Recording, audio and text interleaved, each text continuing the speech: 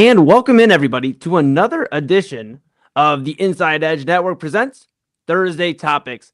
I am one of your hosts, Eli Moon. To my right, to your left, is Chad Bryan. And Chad, we're back again. They just can't get rid of us, man. How are you doing? Yeah, we're like cockroaches after the. Well, no, I don't want to say that. I shouldn't say that. No, I mean, I was going to say cockroaches after the Armageddon or whatever. But no, yeah, it's tough to get rid of us. We are back. It's good to be back, man. I love the Thursday night, late night feel. I'm in for this, man. How are you doing? How's your week, bud? I am doing great, man. I appreciate you asking. The weather, not so great. I'm like I'm a summer baby, and like being in this weather, it's been tough. But it's been all right. I mean, we've been thriving, and you know what? At the end of the day, we're almost into February. We're about closer than we were. So winter's gonna eventually end. So I feel good. Is it? Are you sure? Is it? That's what they keep telling me, Chad. That's what they keep telling me. Yeah, but I'll tell you this. I'm glad to hear you're doing well. It's been a busy week for you, and I'm glad I'm doing well. I'll tell you, a lot of NFL teams are doing well too, and I think that's where we'll start here today. A lot of stuff to break down. Why don't we start in the AFC North? Not Cleveland Browns news, but news out of the AFC North. If you are just hearing, per ESPN's Adam Schefter, the Baltimore Ravens have hired Jesse Minter as their new head coach. Both sides agree to a 5-year deal. Chad, this is obviously big news for the Baltimore Ravens.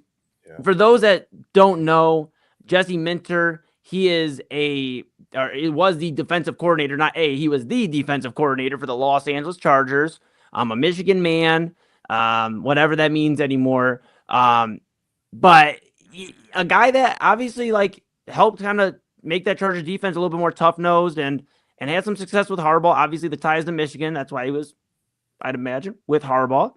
But now he is the man in Baltimore, replacing Jim Harbaugh's brother, John Harbaugh, in Baltimore. So 5-year deal. Both sides have agreed per ESPN's Adam Schefter. What are your thoughts here?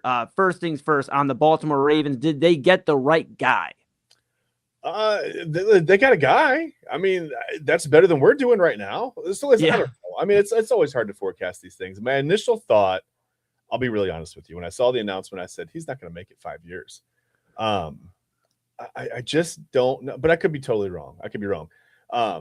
I think there's a familiarity factor, right? John Harbaugh leaves, and you're the Ravens, and you're looking for a similar personality.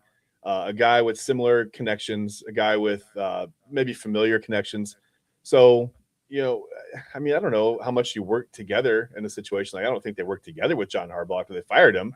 But you just wonder how much Jim Harbaugh and John Harbaugh had to do with Jesse Minter getting hired here. You wonder a little bit, how Jim Harbaugh felt about Jesse Minter leaving. It's like a weird. Are these brothers fight, man? Are they fighting over him? I don't know. It's weird.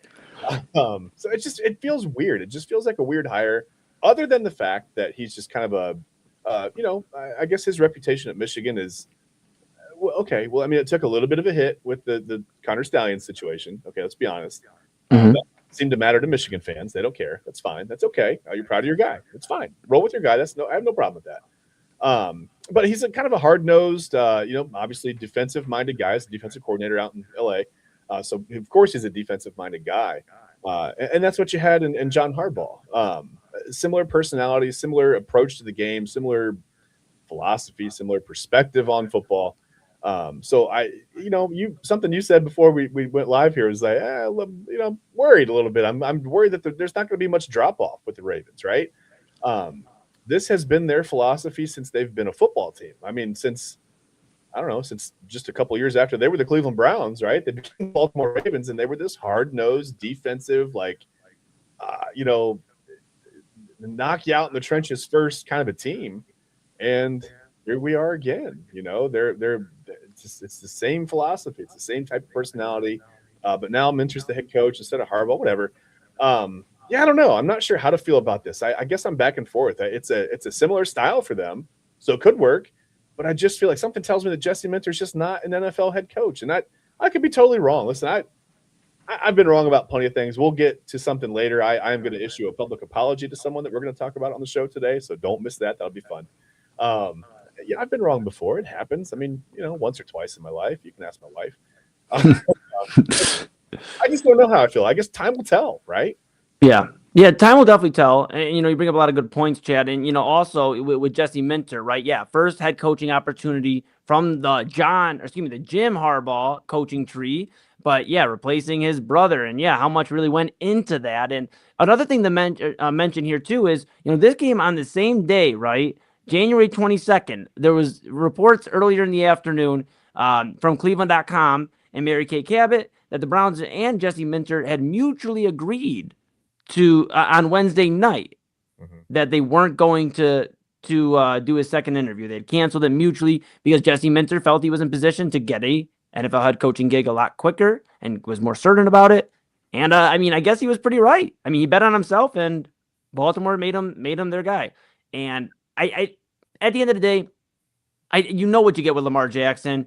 You know what you get with the offense for the most part. It's Lamar, it's Derrick Henry still until the tread is completely off the tires on Derrick Henry.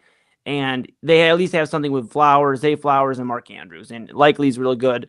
So they have some sort of an offense rocking still. I mean, they got to retool, but that's part of the game. Defensively, they were a mess. They were a mess last year for most of the year. And this is obviously, like you said, a Baltimore Ravens hire. This is true what they would do. Oh, the defense was terrible. We need a rehaul or an overhaul, a switch up, whatever, a reset. We're going to bring in a defensive guy. We're going to get our defense sound, because if the defense can only give up, 14, 17 points a game, we're going to be in a lot more games with Lamar Jackson at quarterback, regardless of who the coach is. I trust Lamar Jackson to still be Lamar Jackson. Yeah. Yeah, you would think the hamstring is going to be all healed up. I mean, he'll have some time. An injury like that takes time. There was a reason that he was, I think, hesitant to take off out of the pocket. Hamstring injuries linger, calves and hamstrings. And when you talk about the quick twitch muscles like that, I mean, you could take off and all of a sudden you pull this thing and you're out another 4 weeks. That's terrifying as an athlete, especially as a quarterback. So I'm sure that limited Lamar a little bit, just after he came back, he didn't look quite the same. But a hamstring injury will do that to you. So just, time and rehab in the offseason, I'm sure he'll be fine. I'm sure the offense will look more, who knows what Derrick Henry's going to do, though. He had a weird season. The first half of the season was garbage for Derrick Henry, right? All the fumbles and like the, 2.1 yards per carry, whatever. He had these weird games, and then he picked it up at the second half of the season. So which Derrick Henry do you get? Which Lamar Jackson do you get? A lot of questions on the offensive side of the ball, questions on the defensive side of the ball. I think they had more questions on defense, so you go with a guy like Jesse Minter to help answer some of those. Yeah, and this is a defense too. They had Matthew Judon here, and they'd moved on from him in the last 2-3 years, moved on from Judon and just all these guys. I mean, we talked about it on earlier episodes and across this network. I remember the Ravens with Ray Lewis, Terrell Suggs, Ed Reed. Just striking fear into other, offenses. And I think they might get back to that. We'll see. You didn't go over the middle at any level of that defense. I mean, no, you couldn't. And then you had Haloti Nada up front. I mean, they were just a fierce. They were a force to be reckoned with, and they may get back to that. I hate making it, what does this mean for like the Browns? But obviously the Browns with some big news in this, because Minter and the Browns mutually agree that they're going to cancel the interview Wednesday night, the in-person interview. And that's kind of a big deal, because it's not only the first time this week alone that the Browns have had a head coach candidate not refuse, but more so say, I'm good. I have an opportunity elsewhere.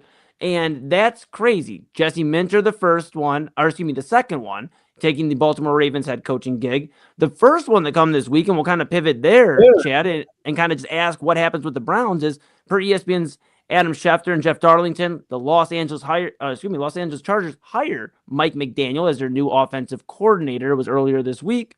Like I said, per Schefter and Darlington. Yeah, Chad. This is after Mike McDaniel basically told the Browns, "I'm good. Like, thank you, but I don't need to go in person and have a conversation with you. It don't make sense." And he goes, and we're just talking about one Harbaugh and losing his defensive coordinator. Well, early in the week, he gained his offensive coordinator, a former head coach, and Mike McDaniel spent a good time with the Miami Dolphins reshaping their offense for some time. And now he's going to get a chance in Los Angeles, another nice weather city for Mike McDaniel, and see what he can do. I want to ask you this first before we dive into McDaniel and the actual hire itself. Is this troublesome if you're a Cleveland Browns fan right now that you've had two potential candidates that when the Browns, reports, these are all reports, various reports, but you're seeing that Minter and McDaniel are like within the top 5, like that they would like to hire out of the remaining candidates. And neither one of them wanted to come sit with you in Berea because they feel like they have a better opportunity elsewhere. Well, it's troublesome for a couple of different reasons. I mean, now the Browns are going to scramble to try to satisfy the Rooney Rule, right? Because you didn't get the in-person interview with Mike McDaniel. So that's out. You've got – now, it does a weird thing. It makes you wonder, too, and this is a joke, by the way, is Jim Harbaugh sabotaging the Cleveland Browns? Is he in some way – he sent Jesse Minter over to Baltimore, says don't even talk, don't even go to Berea. Just go right to Baltimore, take the job. But it's troubling because Mike McDaniel backed out of the head coach consideration to go take an offensive coordinator position somewhere, right? That should be a red flag to you if you're involved with the Browns organization, if you're a Browns fan. That hurts a lot more than Jesse Minter passing him over to go be the head coach for the Ravens, right? That stinks because it's a division rival, and that's got its own whatever. That's got its own caveat and its own kind of field kind of story.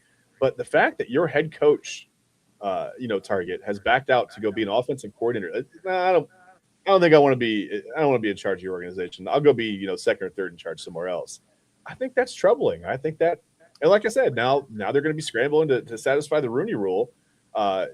They don't have anything lined up until I don't know a couple of weeks now after a week or so, a few days anyway. After, and that's if the Rams lose. I don't know. I just don't know. The Browns are all of a sudden kind of in a mess with this thing, aren't they? They sure are in a mess, Chad. And I think it definitely should be sounding the alarms in Berea.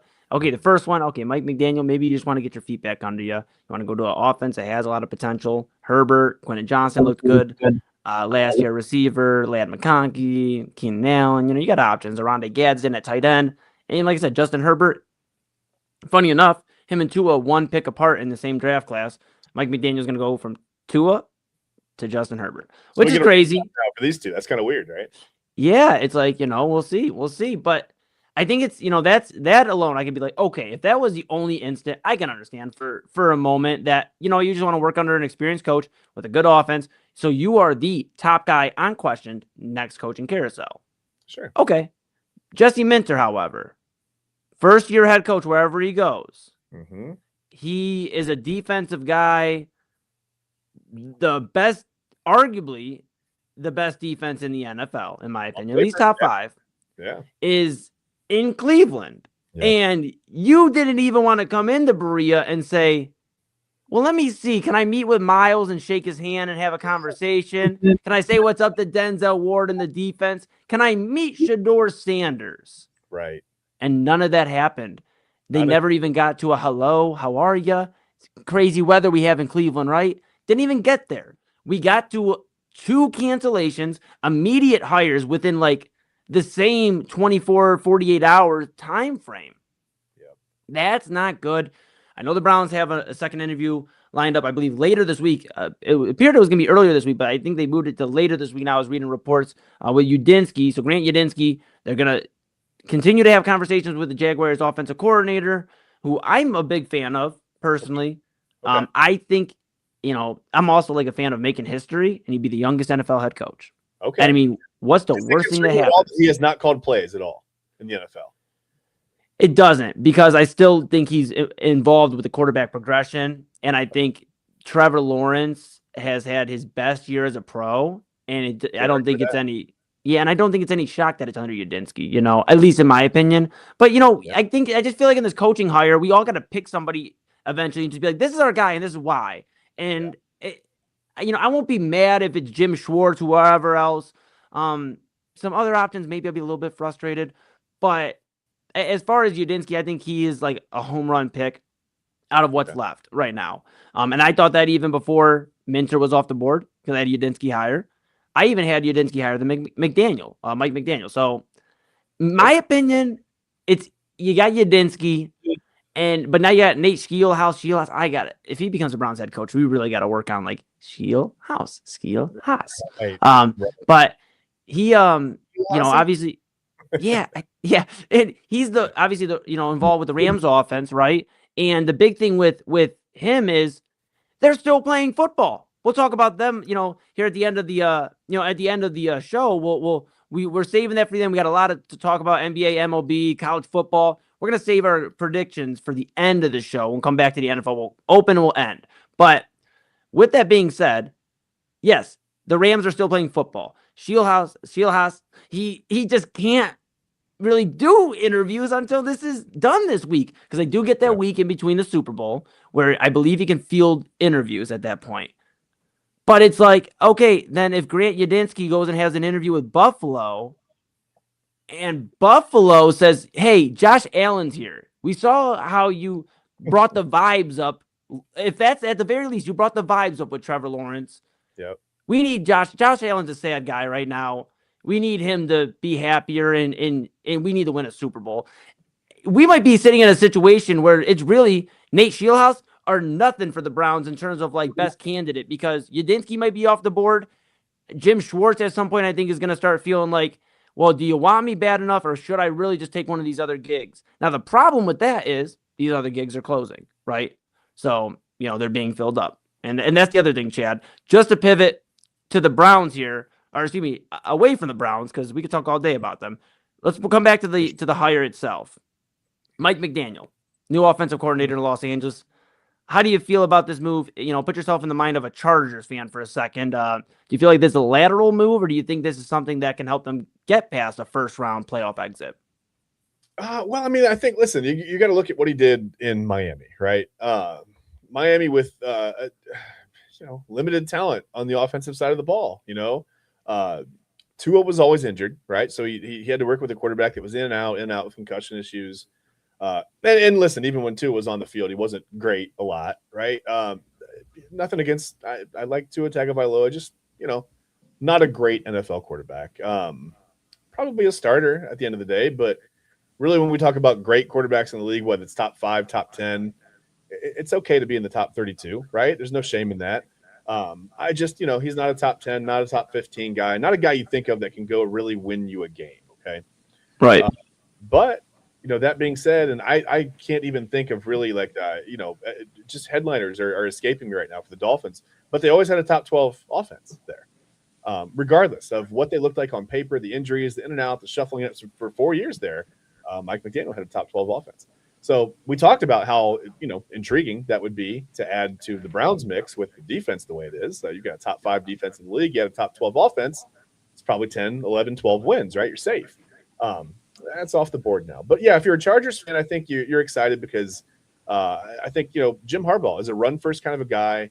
Mike McDaniel was really creative with the run game. I think that's great. Chargers fans would have to be excited about that.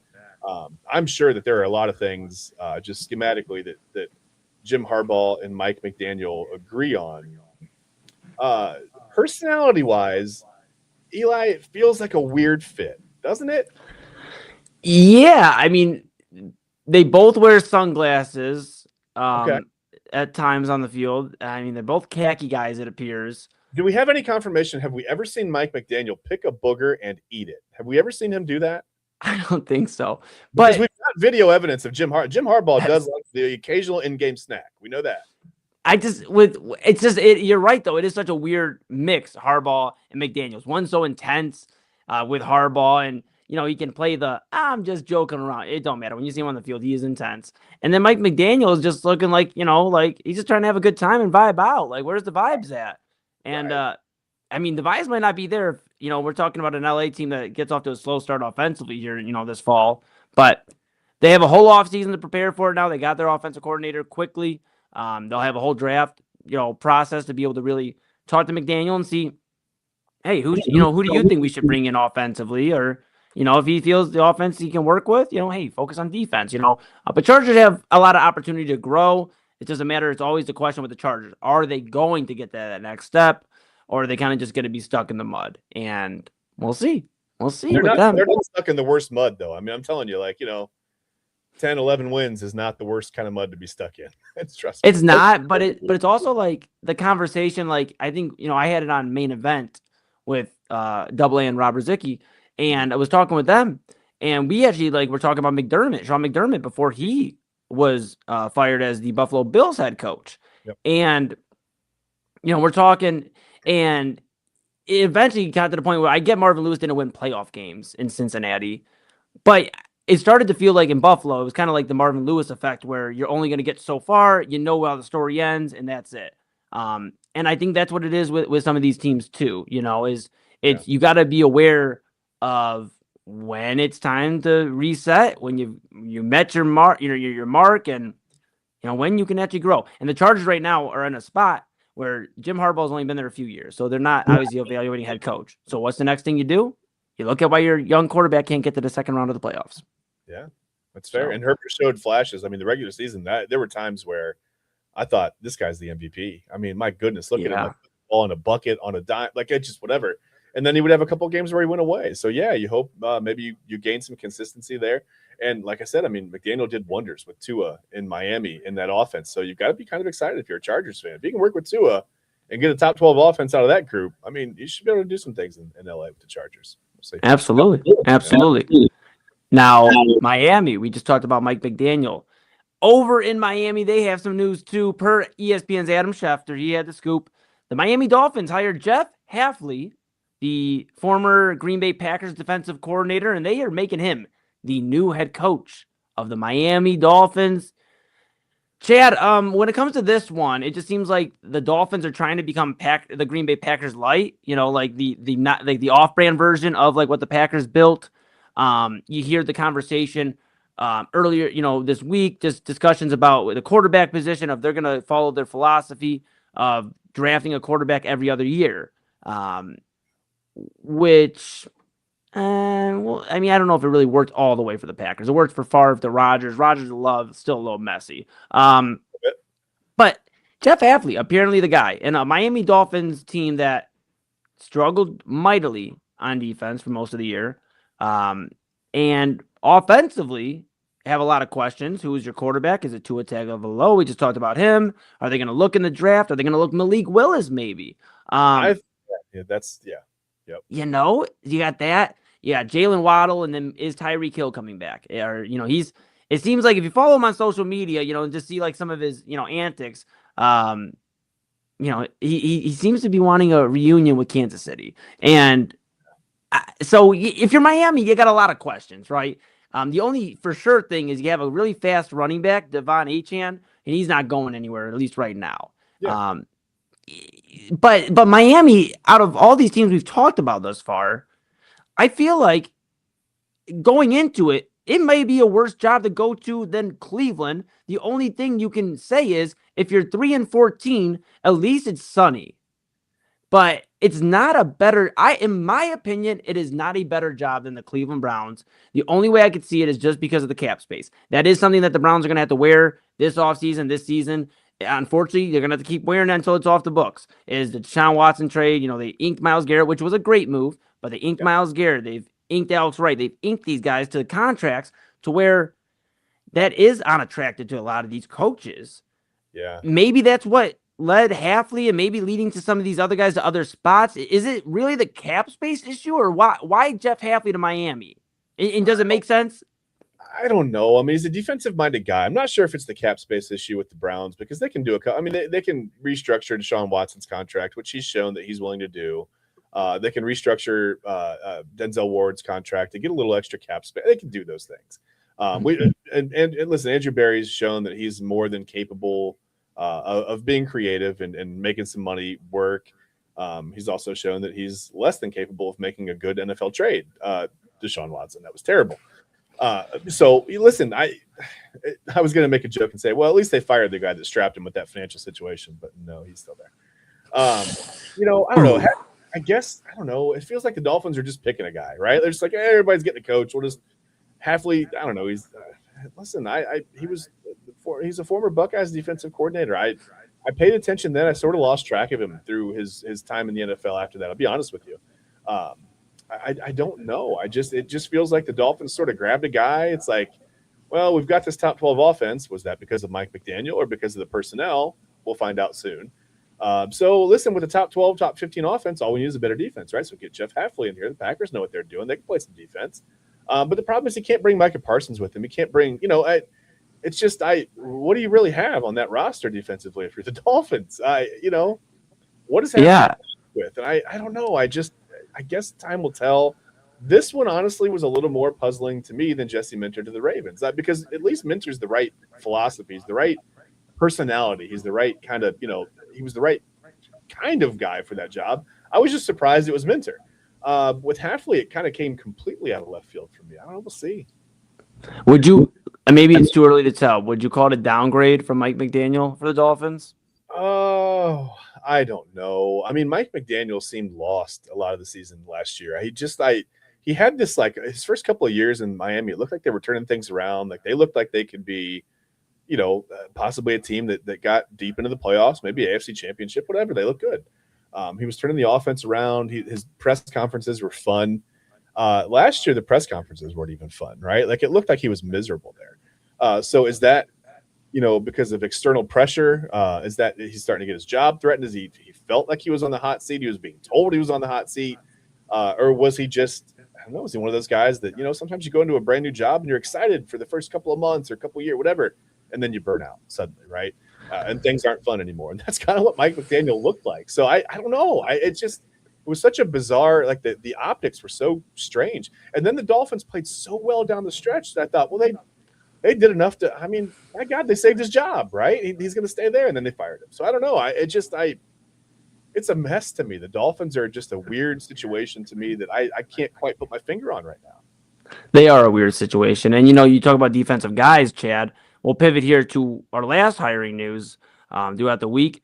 And that is going to take us over to Tennessee as Adam Schefter, one more time, ESPN's Adam Schefter, Tennessee Titans hire Robert Saleh as their new head coach. Yeah. Makes me think Hafley's on the market. Jim Schwartz is somewhat available. Just kind of confusing on that one. Minter was available until earlier today. Yeah. Robert Saleh at one point was touted as the defensive guy. Like, came from the Niners, was just wreaking havoc. He goes to the Jets, and like most things that, most people that go to the Jets, it doesn't turn out very well. Yeah, but they get the havoc wreaked on them. Yeah, it's yeah. In fairness, most things, and this isn't a dig at Jets fans because hopefully they can figure it out. But everything that leaves New York, typically the Jets, that is, at least has somewhat of an ending that is salvageable. Aaron Rodgers, will keep an eye on if he's going to come back for the Pittsburgh Steelers or whoever. Yeah. But he went to the Jets, gets hurt, doesn't look the same. Everything's just over. Well, granted they lost in the first round, but Pittsburgh got to the playoffs. They literally won their division because of the offensive side of the football led by Aaron Rodgers, and the defense was cool at times too. But you look at that.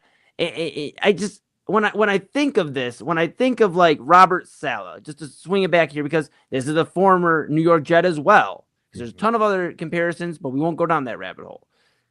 Is this redemption for Robert Saleh, or could this be the wrong spot to try for redemption? You got Cam Ward, second-year quarterback, who was on record at one point after a game saying that the Tennessee Titans were ass. I mean, this is a team that they do have opportunities to improve the roster. I'd have to look exactly where they rank in terms of cap space, but they are not strapped like the Browns in terms of cap space. So they will have opportunities there. You have some young guys on the defense that maybe intrigued Saleh as like cornerstones, but when I think of second chance redemption stories as a head coach, respectfully, I don't think of the Tennessee Titans in a year where you're still trying to figure out if you have your franchise quarterback. Yeah. Yeah. I guess if you're Robert Saleh, it's how you look at it, right? Do you go into a situation that has a ton of high expectations in Tennessee? Nope. Are you have a great chance to build something from almost literally the ground up. They were terrible, right? Yeah. So I don't know. In one way, it's like if he fails, you've got that to fall back on. Well, when I went there, they had nothing to work with. I mean, what could I do? But then also you take the chance of tarnishing your legacy. And I don't know, maybe this is his last run. I have no idea. Like I said, you usually don't get like a third chance to be a head coach in the NFL if things don't go well in your first two stops. It didn't really go that well in New York. We know that. If it doesn't go well in Tennessee, is he a lifetime defensive coordinator, or does he just hang it up? Does he, I don't know. I can't expect that any Titans fans or anyone around the league would expect Robert Saleh to go in there and turn them around to the point where they look like the Niners from a few years ago, and they're going 13-4 and going to the Super Bowl. I don't think anybody expects that. So again, like I said, the expectations are low. Maybe that's a good thing. You're kind of weirdly out of. I mean, you've got local press, but you're not really in the national. You're not like coaching in New York, right? You're not in the national media. So maybe it's just kind of an under the radar kind of a place where he can go just try to get his hands dirty and rebuild that franchise from the ground up. And you see what you've got in Cam Ward, you see what you've got in a couple other guys, and you roll with it. And you, what was it, a 5-year deal? Is that did they say? For Saleh, let me confirm By the way, here. I should think about making a career out of this. He's got all the breaking news. I don't know who that guy is. You are correct. 5-year contract with the Tennessee Titans. So yeah, does he get the whole 5 years? I mean, is it one of those situations where it's like, hey, if we're not making progress in 3 years, we'll pay you millions of dollars to go sit at home or to go be somebody else's defensive coordinator. In that regard, it's kind of the win-win too. I mean, you look at there's not much of a better life than being a football coach, right? You've got guys out there getting paid for 2 or 3 old jobs still that are working. So that's cool. But I mean, it's all about perspective. It's all about how Saleh is looking at it. It's all about, it's about how the Titans look at Saleh and what the expectations are and how those things match and mesh. And obviously something happened in the interview, or they must have been on the same page, right? Yeah. I mean, and Saleh, 46 years old, a little bit younger than Jim Schwartz, but you mentioned, it is tough once you mess up your first gig as a head coaching job for whatever reason.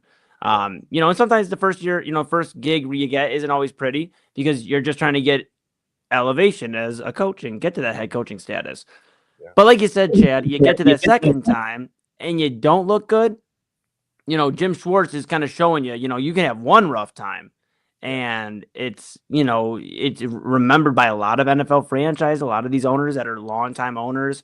It's remembered. And, to your point, this could be it for Saleh in terms of like a head coaching gig. I will say this, though.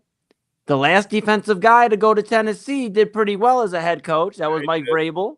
Why did they let him out? Why in the world did they want him out of there? Maybe just too much accountability in Tennessee. I don't know. New England seems to like the accountability. They're playing for the AFC crown this week. Yeah, they're not doing bad, right? Yeah, you're crazy. By the way, I'll say it again. And I know both sides have to agree to the deal and both sides have to be interested, but the Browns had him right in the building last year. He was right there in Berea. There he was. I know. Well, that's, you know what, Chad, we could probably spend a whole Thursday topic, and the topic could be the Cleveland Browns and what we could have done. Yeah. But with that being said, that is our recap of the NFL hirings.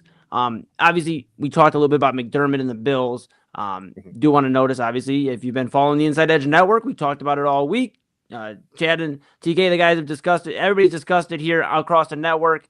We'll talk about it, I'm sure, a little bit on Main Event, but Sean McDermott out as the Buffalo Bills head coach.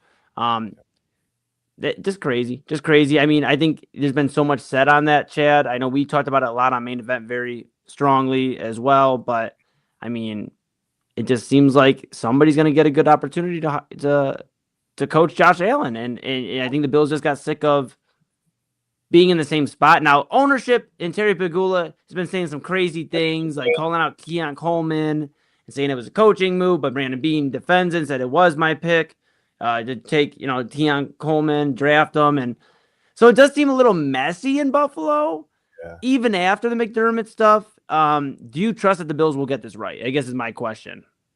Well, they're up against it too, time-wise now. I mean, these guys, the main guys, or the dominoes are falling into place pretty quickly.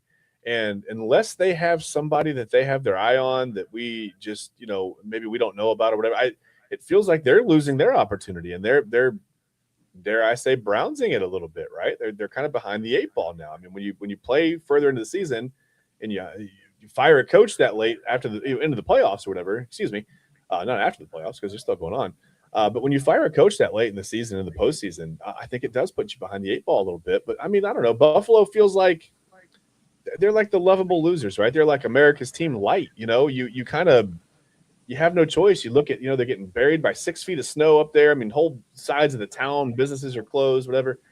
You feel for them a little bit because they're like this blue collar town, and it doesn't feel like a big city at all. You know what I mean? So it feels like your typical like Rust Belt, like tough American town football team is whatever. The Bills Mafia. It's a lot of fun, right? The 4 Super Bowl losses or whatever, and everything about the Bills makes you want to root for them. But now you've got this dissension, in the front office between whatever. Listen, they can have this. That's a Browns mess. They can have that. It's so bizarre to not see the Browns be the team with the public mess, right? And the Browns, for what it's worth, they probably have an internal private mess, but it's not being made public. For once, it's on us. It's kind of cool to see. I don't know if I trust them to get it right, just because like I said, the dominoes are falling. I mean, I would imagine they would have had some interest in a guy like Jesse Minter, but then you probably want to bring an offensive-minded guy in to work with Josh Allen.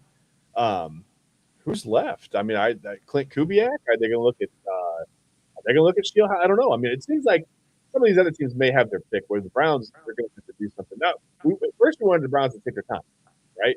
But now they're up against it. They have to satisfy the parameters of the Rooney Rule. So they're behind on that now. Unless they're going to have Condoleezza Rice to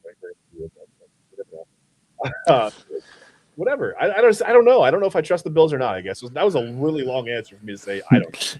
You're good. No, I mean, it's fair though. I mean, typically the Bills haven't given you any reason to be worried as far as this. The only thing is just they can't get past Patrick Mahomes, and now they can't get past the other guys and Bo Nix, and well wishes out to Bo Nix on a whole different side of things. Obviously, after that game dealing with broken bone in his ankle, out for the rest of the season.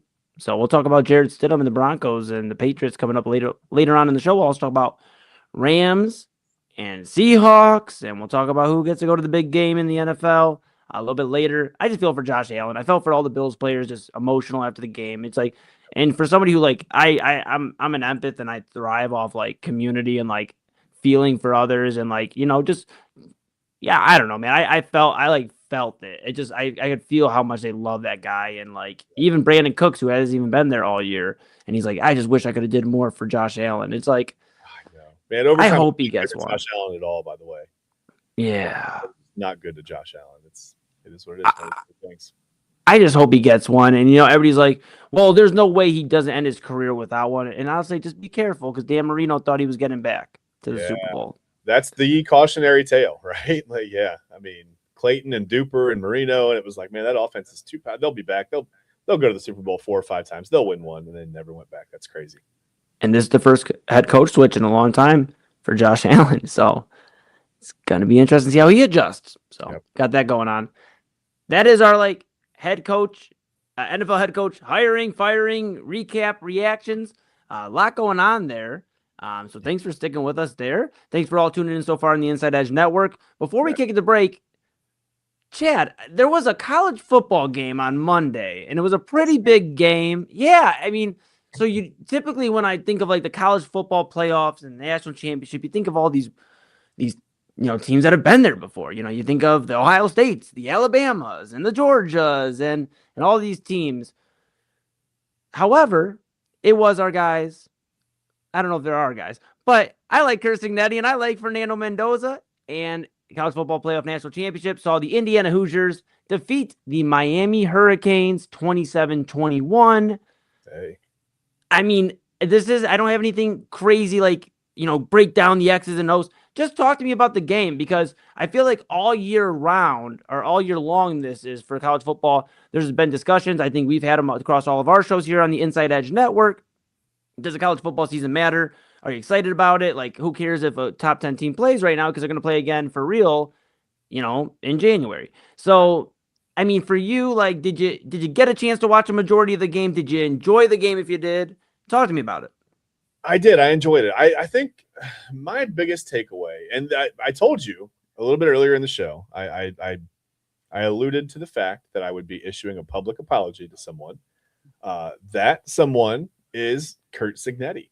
I made a joke about his Google me comment from a year ago or a couple years ago when he first got hired at Indiana. Whatever. I had a little fun with it after they got beat by Ohio State. I will say this now. Kurt Cignetti, if you're watching, I know he's a loyal. He tunes in every Thursday night for Thursday Topics. I know he's sitting. I know he's having a beer right now, probably with Fernando Mendoza, maybe Alberto Mendoza before he transfers out of there too. They're watching Thursday Topics, and I'm going to tell you this, Kurt Cignetti. My name's Chad Bryan. I say dumb things. Google me. Because, man, look, okay, a lot of numbers don't pop off. That you look at the stats from Indiana, nothing really pops out, right? Like, I think Mendoza ended up with negative rushing yards, but he had that rushing touchdown that was pretty amazing. I threw for like 186 yards, didn't throw a touchdown pass, but he also didn't throw an interception, whatever, kind of okay, managed to get, he's a game manager, right? Whatever. What does pop out to me is the 16-0. Eli, listen, 16-0. First team to go 16-0 since Yale back in 1884, 1894? I don't even know. I was only like 10 years old then, so I can't remember. But I just it's amazing what they did. I mean, 2 years ago, this team went 3-9. They were 1-8 in the Big Ten. Yeah. They were all. I mean, they were just. You don't even think of Indiana, right? When you think of Big Ten football, you don't. It's not even in the back of your mind. It's not. They weren't even as advanced as a program as I don't know, like Purdue. It feels like even Rutgers had more recent success than Indiana, right? These teams that you think of like being the bottom feeders of the Big Ten, they were it. The Northwesterns, like they were down there with those teams. And now they're 16-0. They're national champions. They beat the U. Man, what a cool story. And Paul Feinbaum, I know he looked like the words looked painful coming out of his mouth. We finally gave the Big Ten and Indiana some credit, and Kurt Cignetti a little bit of credit. But what a cool story, man. It was just a great game. I just thought I was watching all year. I watched Indiana as much as I could. Obviously watched Ohio State more, but I thought, man, Fernando Mendoza isn't doing anything that Julian Sayin isn't or can't do, or isn't doing or can't until that touchdown run. Because I made the joke in a text. I texted TK. I said, listen, if Julian Sayin tried that, he'd be Julian laying on the field broke, right? Like that's not in his repertoire. That run is not going to happen from Julian Sayin. That was so gritty to me, and I think it speaks to his character. He's the clear number one pick in the draft, right? Fernando Mendoza. Yes, 1,000% the clear number one pick. The Raiders seem to have their guy. We'll see how he looked in the NFL, but I mean, there's no questions as who they should take based off the tape, based off the year he had. Shout out Fernando Mendoza too. I mean, going over transferring from Cal, he said in his post-game interview on the field after they beat Miami that he was a 2-star recruit. He, playing not far from Hard Rock Stadium, wanting to be a member of the Hurricanes. They told him, hey, we're cool on you, even a walk-on opportunity. And now he beats them. Storybook ending for his career. If you're the you probably look at it like, dang, man, and the shot at the end there, you gotta mention that at the end. But overall, like you said, a great game. The run was crazy. 4th and 5 from your own like 12-yard line. I mean, just crazy by Cignetti because they took forever to decide if they were going to send the field goal unit on. Last minute they send the field goal unit on. They call a timeout. Cignetti looks frustrated, and then they send Mendoza out. I'm sitting here watching, Chad, and I go, there is no way this is going to work. This is Miami. Ruben Bain has been getting to Mendoza. This line has been getting to Mendoza. They've been making him feel it enough to where Cignetti said at halftime that they felt the officials were letting some things get away. I just think it was physical football at the end of the day. You got to protect your quarterback, but also they got to play physical, and that's how you got to where they got to. But just a crazy run by Mendoza. I saw a joke. I think it was Mike Golick Jr. He said this like something along the lines of this picture, and it's like the still shot of Mendoza diving in with 3 defenders around him. So this picture will be in every grown man in Indiana's basement or man cave for the rest of time. Like that's an iconic photo. So shout out Mike Golick Jr. That's hilarious because it's true. It's true. It's like us with like Rajay Davis. If we would have won the World Series, we'd probably be talking about it even more so. But it's just moments when we talk about star-defining moments for these players. That was a star-defining run, a star-defining moment for Fernando Mendoza to let everybody know, hey, you've doubted all year, Indiana, even to this point.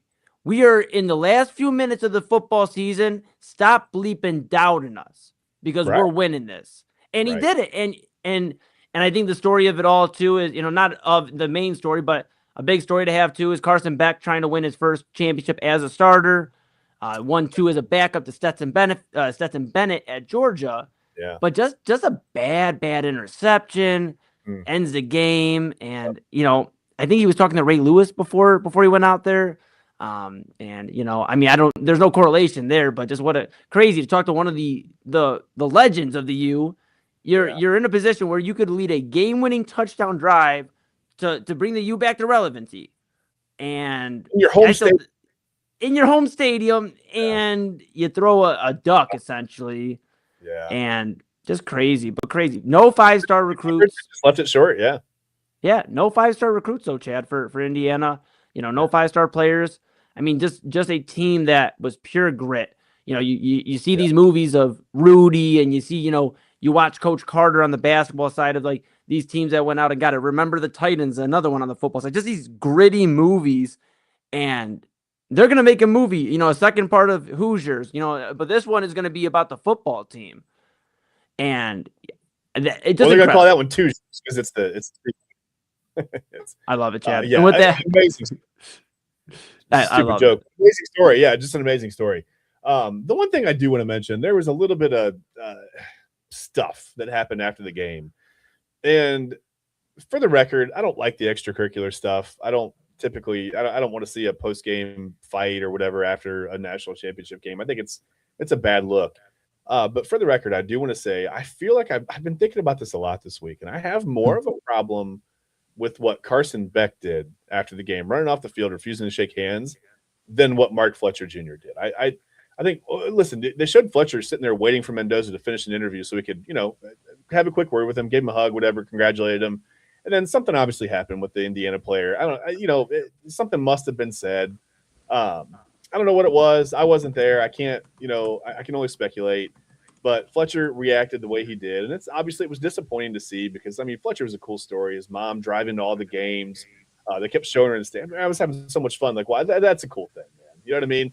I like that story. But, yeah, it was disappointing to see that end the way that it did. But, like I said, just in having a few days to think about it, I feel like I have more of a problem with what Beck did after the game than what Fletcher did. Fletcher was a moment, but Beck did seem more – I don't know. It's kind of premeditated. Like, I'm out of here. I made the decision to run off the field. Whereas, like, Fletcher, that happened in a moment. That wasn't a decision. That was at any time that could have stopped, run back onto the field, congratulated anybody out there. But instead, you ran to the locker room and hid. And I don't respect that very much. I'll be honest with you. I think you stay out there. If you're the quarterback, you're the leader of that team. You lead the team through the end, right? Through the absolute end. I don't know out there like J.J. McCarthy and watch all the confetti fly or whatever after you lose. You do what you got to do, man. You go congratulate guys, and you be a leader. And I think he showed a lot of character, maybe a little bit of a flaw in his character in that move. And maybe Fletcher did too. I don't think it will hurt Fletcher as much as it's going to hurt Beck. I don't know. Just a tough I guess after the game. I agree. Yeah, Beck, just a poor sportsmanship, poor luck. And for a guy that, is going to be NFL draft bound, whether he wants to or not, that'll be his next step. Well, he hasn't been in school for 2 years, so. He let everybody know that he didn't go to class, during the national championship week. But it's like, do you think there was any? By the way, do you think there was any like compliance people from Miami going, "What? Don't say that. What are you talking about?" For real, it's like NCAA is a mess in itself. But Beck, his mess is that NFL teams, NFL scouts were in attendance. I'm sure on Monday. And they saw, just the behavior. And it was in the game, too, just like kind of pouting after an incompletion or if the run got blown up. Just body language. Body language is everything, especially in sports. And he was performing very poorly with his body language. And I bet if you go back and watch Fernando Mendoza in the trenches of losing at Cal, I bet his body language hasn't changed from then to now, Yeah. And just to highlight before we send it to break here for a quick moment, grab a quick refreshment, and all you out there can grab yours before we come back and talk MLB. Just want to Yahoo Sports had a thing, Dan Rohrabaugh, about the Mark Fletcher thing, Chad. And it says a Miami. This is from Rohrabaugh that a Miami football staffer claims the reason Mark Fletcher took a swing at an Indiana player after the national championship game was because of disparaging words against a running back's dead father. So Rumpf said, Mike Rumpf, the Miami's director of recruiting and on-campus experience, commented on the viral video about it, posted by CBS Sports, left an explanation, accusing Tucker of insulting Fletcher's late father. Dude was talking about Mark's dad who passed away last year. Rumpf wrote, Mark is always and will always be one of the most classy people you will meet. R.I.P. Mr. Fletcher. Yeah. So, that's tough, man. Yeah, let's celebrate our win a little bit in a class. Let's be a little classier than that, right? Yeah, and it's like, yeah, right, and we'll I'm sure there'll be more news, news and notes on that alone. But Mark Fletcher, like you said, on the field, tremendous game, 2 touchdowns, really like reignited that offense and made it a fun watch to the end. So, Chad, I think we talked a lot about the NFL. We talked a lot about college football. We talked about football. I think we're going to take a pause. We're going to grab some refreshments. Everybody out there tuning in, thank you. If you're on the East Coast, it is about 11:13 at night. If it is West Coast, you're at about 8:13 at night. And if you're somewhere all throughout the United States in between the West and East, it's sometime somewhere. With that being said, it still is Thursday. That's Chad Bryan to my right, your left. I am Eli Moon. This is the Inside Edge Network. This is Thursday Topics. When we come back, we're going to have a discussion about the MLB. Seems like something we talk about kind of week to week here now on the Inside Edge Network. But the rich get richer and the poor, well, they're just okay with being poor. They just won't make any attempt. We'll talk about the New York Mets and so much more when we come back. That's Chad Bryan. I'm Eli Moon. This is Thursday Topics on the Inside Edge Network. Be back in a second.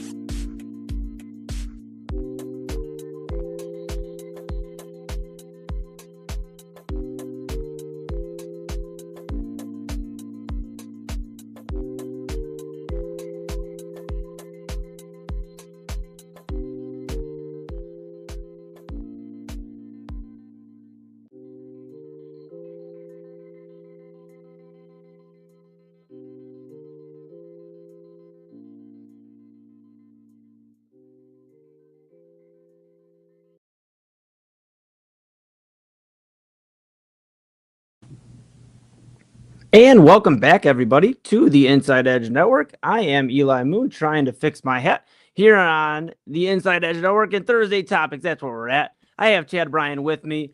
To my right, your left. And now that my hat's situated and Chad's back here with us, we're doing good. Chad, we talked a lot of football that first segment.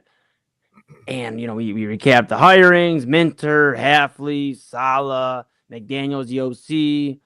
We talked about even McDermott. We talked about the college football playoffs. Talked a lot of football. So how does it sound to you that we maybe we pivot to a little baseball? Does that sound good to you? Unless you want to talk about getting your hat situated first. If you want to spend a few minutes on that, I'm down. But if not, we can go right to baseball. It's up to you. So here's the thing with the hat situation is like sometimes like my hair just like doesn't want to sit properly, so I just I got to mess with it. But again, this is Thursday Topics. We have bigger fish to fry besides my hat. Let's go to the MLB here. Chad, the New York Mets made some crazy news this week. They definitely bolstered their offense. Where do you like to start? Let's see. Why don't we just start with this? From the Athletic Salmon, New York Mets trade for third baseman Bo Bichette. He is no longer a Blue Jay. There was talks, obviously, he was coming back to the main roster, the active roster during the World Series run. Dealt with some injuries last year. But a guy who I got to see play at Lansing when he was a Lansing Lugnut. I used to cover the Lake County Captains, run their video board. And Bo Bichette and Vlad Guerrero Jr. were on that Lansing Lugnuts team along so many other studs. The Midwest, let me just tell you, watching the Midwest League in Lake County, I got to see so many stars, Chad, and Bo Bichette was one of them. And so, I kind of like watch his story and kind of see where he goes. Cause it's like, I got to watch him when he was like, like a young Eli Moon when I got into broadcasting. That's, very cool. Well, he wasn't a little guy, but yeah. Yeah. I mean, you ask Robin AA and they'll say all I was eating was, McDonald's chicken nuggets at that time. 10-piece chicken nugget meal, hot mustard, and barbecue, man. I'll tell you. But I'll tell you, Bo Bichette. But that's okay. Sweet and sour? Okay. I'll tell you this. It's sweet and sour with Bo Bichette, right? Because I like Bo Bichette. I do. I can root for him as a Blue Jay because even though the Blue Jays spent a lot of money, it's still the Blue Jays. I feel like, they've kind of earned a right to be in this position because they've been bad, for years. But now you lose Bo Bichette, and where does he go? And it's the New York Mets. And look, I love New York. I've been to New York multiple times for music. I love going there. I love all my bros and everybody out there in New York. I love that. Yep. But every time I opened up some sort of reporting app, sports app, my social media, it's Yankees, Mets, Dodgers. And just throw in the big names. And now it's the Mets who've had their fun. This is the first news. We'll recap some other news they had this week that literally broke today. But talk to me about Bo Bichette being a New York Met. It's not David Wright, but it seems like they might have their guy for the next 7-8 years. Yeah, hopefully he doesn't have the same back issues that plagued David Wright, man. It's actually one of the saddest things. I told you I grew up a Braves fan. Yeah. So I spent, a lot of time watching the Braves play the Mets and David Wright at third base. And, man, he could have been a first ballot Hall of Famer if it wouldn't have been for the injuries. But, yeah, Bo Bichette. I think the story – I like Bo Bichette. I'm not going to say anything disparaging. I don't automatically dislike him now because he's a Met. And I'm weird about stuff like this anyway. I sports hate the teams that I hate in sports. I don't really have any personal problems with anybody that plays for them. Like I can't even think of a New York Mets player that I don't personally like. It's just the fact, like once you put on the blue and orange, I'm not going to root for you. I don't want your team to win. Yeah. I have no personal problem with these guys. It's not like that at all. Again, it's sports hate. I'm the same way with Ohio State, Michigan. Like I could walk into Ann Arbor and meet the team, meet the coaches, the new coaches who don't necessarily want to shake Sherrod Moore's hand. Could have made a joke. Done. Not going to do it. Although it is late. It is late night. Anyway, we're done. I don't know. I like you said, the rich get richer, right? At least it's not a deferred contract. I just saw today that this coming season, which is probably our last for at least a calendar year at that point, I think we're going to have a pretty significant work stoppage soon this season. But I saw a thing where the Dodgers are paying Kyle Tucker and Shohei Ohtani a combined $3 million in salary in 2026. that makes me want to vomit because of all the deferred money. Yeah. I mean, like I said, can anybody do this? Like, can the current Braves, can you just sign every free agent and just be like, hey, we'll pay you in 2060. Don't worry about it, right? Like, it's fine. And then, like, in 40 years or whatever down the line, 35 years, you look at the Braves and they've got all of a sudden the $900 billion payroll. Like, what happened to us? Like, oh, it was 2025. Don't worry. Bobby Bonilla is going to be like, hey, there's no more Bobby Bonilla Day because now you're paying all these guys. Right. That's a national holiday, and all of a sudden he's not alone, right? Yeah. It's bizarre. It's and there are stories of guys getting paid. I think Ken Griffey Jr. still gets a paycheck from the Reds. Mhm. It happens, right? The deferred contracts happen. But what the Dodgers have done is wild. The money that the Mets have to spend with Cohen is wild. And I can't be mad at these teams for having these resources available to them. But this is going to be the main, I don't want to say the sticking point because I don't know that it's going to stick. But this is going to be a talking point for this labor stoppage, right? For this, the collective bargaining agreement is done after this year. And a big topic is going to be salary cap, salary floor. And that's probably going to be just about the gist of like the main talks. I'm sure we'll get some kind of weird replay thing where, whatever. Or some weird rule change from Rob Manfred where like now, if you're up 5 runs, everybody has to bat their offhand. I don't know, something weird. That sounds about right. Yeah, they'll make it like a beer league softball. But, Yeah. They'll do something. He'll do something weird. Which, by the way, maybe we need term limits on commissioners. Anyway, I don't know. Yeah. This lineup, Francis. Let me just read this lineup to you, okay? 1 through 9. Yeah. Francisco Lindor, Juan Soto, Bo Bichette, Jorge Polanco, Marcus Semien, Brett Beatty, Luis Robert. Now we didn't get to that yet. Francisco Alvarez and Carson Bench. I'm sure they'll upgrade that at some point. But now, I mean, you look at the Mets. Are they the favorite in the NL East? And this was supposed to be the time where the Braves were putting everything together. I mean, the Braves won that World Series 5 years. That's 5 years ago now. It's wild. But they were way ahead of schedule on that. They were supposed to be like this. The 24 to 28 was supposed to be like the Braves' kind of golden run, right? Yeah. I believe Freddie Freeman was supposed to have still been here at the end of his career. There were things that were supposed to have happened with the Braves, but they were early. They won a World Series early, so a little bit went by the wayside. And now all of a sudden the Braves are in this weird position where, like, Alex Anthopoulos doesn't spend money on pitching long term. I think sometimes you have to take that risk a little bit. You have to.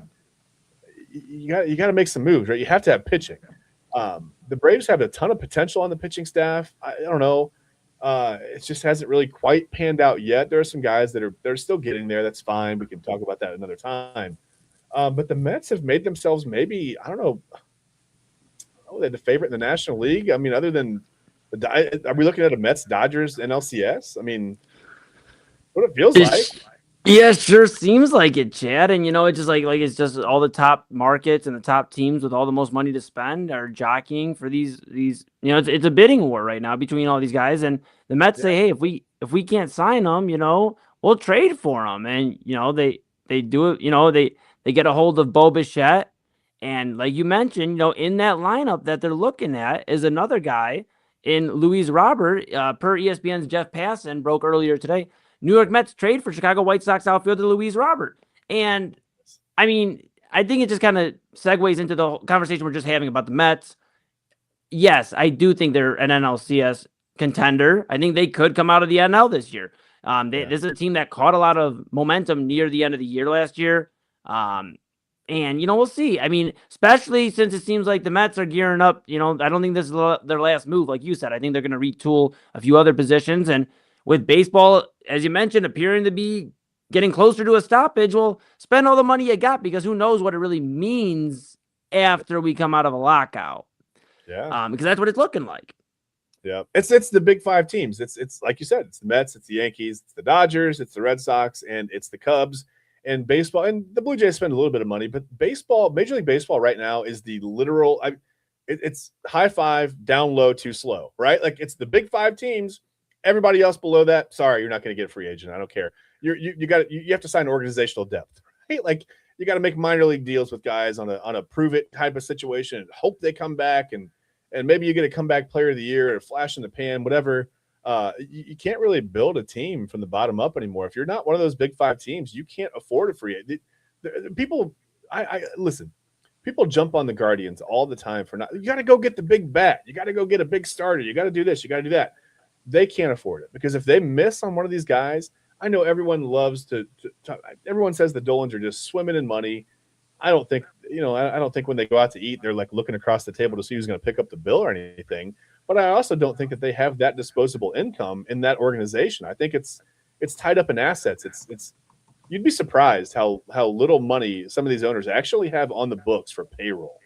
And again, I think that's one of the main topics of when we're watching this work stoppage happen in real time. I mean, these are going to be the things that the owners are talking about behind the scenes, and these are going to be the things that the owners are going to disagree upon. And it makes me nervous for what baseball looks like. Like you said, on the other side of the work stoppage. I mean, what do we? I mean, is it even the game that we recognize? Does it take a hit as far as fandom? Yeah. All these streaming networks for every team. If you want to watch a team out of market, good God, I mean, you got to go spend $125 a year to watch the Guardians. You got to spend $125 a year to watch the rest of baseball. It makes no sense to me that I can't pay for the MLB TV package and watch my team. Listen, 1 million people can't go fit in the stadium, right? Like, that's not possible. You can't expect all the blacked out games locally, whatever.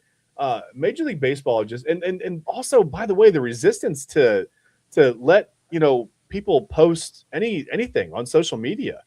You see a tweet about a home run and it's gone in 5 minutes. I mean, they scrub it. It's unless they package it and they put it out the way they want it to look, you won't see it on social media. You don't have that with the NFL. Yeah.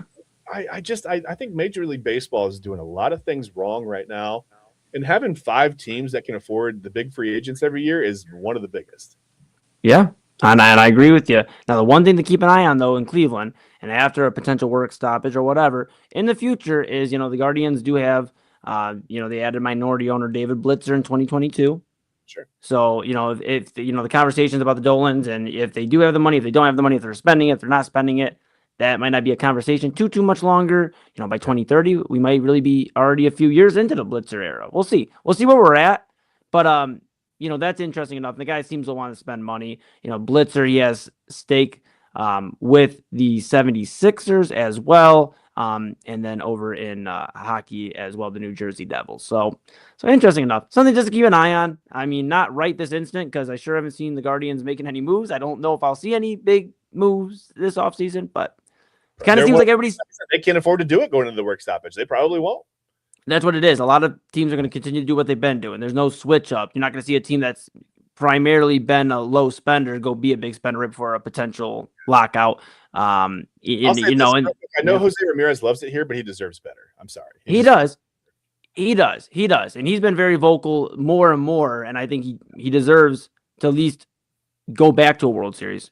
Yeah. At least go back. So We'll see. And if it won't be here, then he will definitely find somewhere. Somebody will make use of Jose Ramirez in the lineup. For sure. Let's talk about some positive stuff, though, because I know you're a Braves guy, and you know what? I wasn't trying to find specific Braves news, but the Baseball Hall of Fame inducted Carlos Beltran and Andrew Jones as their 2026 class, and I think that's pretty cool. Chad, usually I'm up in arms and angry about certain guys. I know Alex Rodriguez was on the ballot. He didn't get in this year. Chase Utley, which I got to be honest, I was a little hurt about Chase Utley. He got 59.1% of the vote. And with that, he'll probably get within the next year or two, it seems like. I was upset he didn't get in this year, but I guess if that's like really trying to find something to get frustrated with. Overall, if these are the two guys, I mean, I remember watching Carlos Beltran. I remember watching Andrew Jones. Two studs. Two guys that were just very good at what they did. MLB wise, whenever I play the MLB 2K or like the show, I found a way to get Carlos Beltran on my team because I just felt like you had to have Carlos Beltran on your team. I know you wouldn't agree as a Braves fan, seeing him all the time, but how do you feel? Do you think they got this right this year? Yeah, Beltran and Jones. Carlos Beltran, to me, growing up watching the Braves, he was always kind of a Braves killer, right? He played really well against the Braves. Again, nothing personal. I loved watching him play. He just seemed to always get the better of the Braves. Big at bat, Beltran was going to get a hit. He was going to find a way to, to hit a ball out of there, whatever, and it was going to be a bomb. Andrew Jones made playing center field look so easy. and so fun that, like, sometimes I would, I was playing baseball around that time too, and I said, I can play center field. Um, Not like that though. And listen, maybe no one has played center field like that. I think Willie Mays is probably, as touted as he is, Willie Mays is probably the most underrated baseball player of all time. Yeah. I would probably say that Willie Mays is the best all-around baseball player in the history of baseball. He played in an era where, listen, he didn't get a full major league career, right? He had issues to deal. He had racial issues to deal with. People, I think, sometimes forget about that. He didn't even play his whole career in Major League Baseball, and still, put up. I mean, he did damage, right? He never slowed down. Great center fielder, fantastic arm, could hit for contact, hit for power, could run like the wind. And Willie Mays himself said that Andrew Jones, in his mind, was the best defensive center fielder to ever play the game. To me, that holds a ton of weight. Ken Griffey Jr. is obviously up there. I think of Jim Evans, making some crazy catches. People make the joke all the time, well, if Evans was a real center fielder, he wouldn't have had to dive all the time, would have gotten those balls. And I'm like, okay, chill out. You think of Evans like making all the circus catches, but for me, like in that era, as far as center fielders, I can't think of another guy. I mean, Marquise Grissom was another one for the Braves that was pretty good. He would play super shallow, but he still got to everything, right? Really, really. The Braves were just. I was blessed to watch really good, really sound fundamental center fielders, but no one did it quite like Andrew Jones. Had a 51 home run season. Jones's thing. If Andrew Jones would have ever gotten comfortable hitting the ball the other way into the alley, he would have been a 350 hitter for his career. Without a doubt. He had stretches where, I mean, I would watch the Braves 140, 150 times a year. I extensively watched his career. And he would have these stretches where 10 or 12 games, I mean, he'd hit 540, and all of a sudden he would pop one down the line for a home run. And then for the next 20 games, he'd hit, 189 with a home, because he was like, okay, I'm going to get to 50. I'm going to get to 60, whatever. You could physically see him swinging out of his shoes. If he ever would have gotten comfortable just using, going alley to alley, basically think of like the Freddie Freeman approach. If Andrew Jones would have ever taken the Freddie Freeman approach, he would have hit 350 for his career, and he probably still would have hit 450 home runs. But as it stands, 434 home runs for his career, top 4 defensive center fielder of all time. Yeah, he deserves to be in. I love it. Absolutely. Yeah, absolutely. Yeah, I don't think they got anything wrong. Like I said, I guess the only grief I could have is Utley not getting in. Like I said, 59.1% of the vote, needs 75%. I do think with those two guys getting in this year and him being the next guy, he'll probably be one of the headliners. We'll see though. Other notable things here for Beltran, it was his 4th year on the ballot.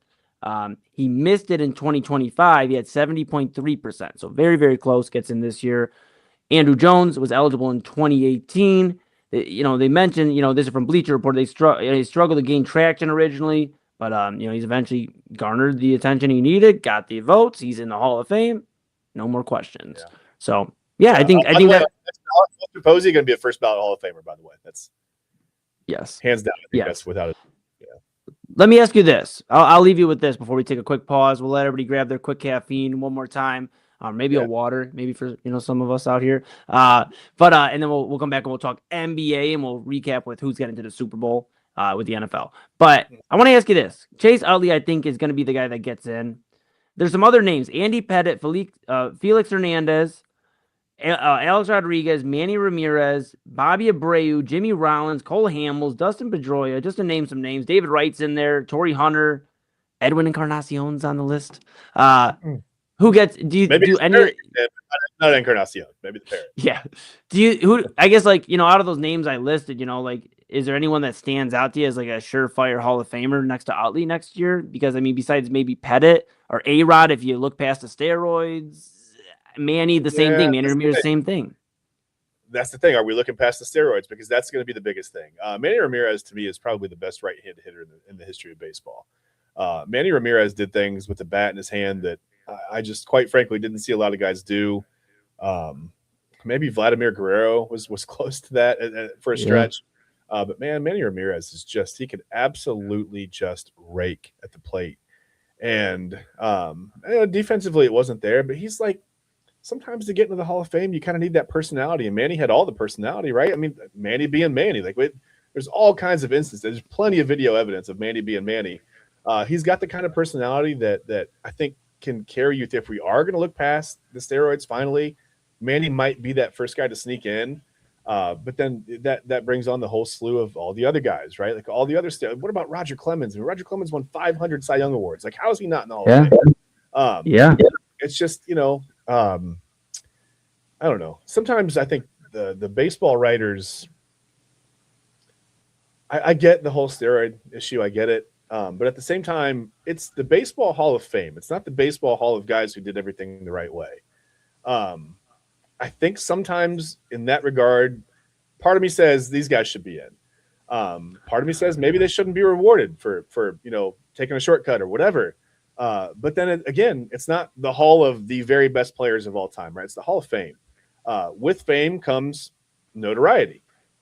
With the steroid use, and I mean, it was the steroid era. It was fun to watch.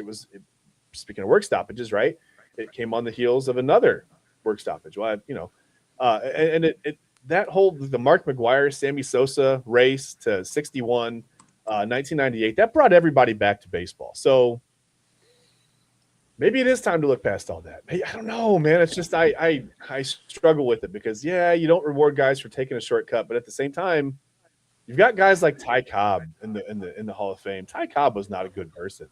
The imagination. So, I mean, I don't know if we're gonna tighten the clenches down on guys who are, felt pressure to be the very best they could be, and maybe did something that, it's not the worst thing in the world. It didn't necessarily hurt anyone. I mean, Ty Cobb was a terrible human being. He's in there.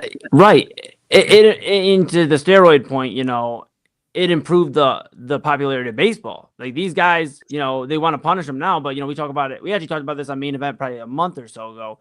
But baseball wants to punish, act like they got Bud Selig in the Hall of Fame, but they want to look past all the guys who use steroids, but not recognize that's why baseball became so popular. And like in the early 2000s, powers that be absolutely knew what was going on. There's no doubt. Yeah.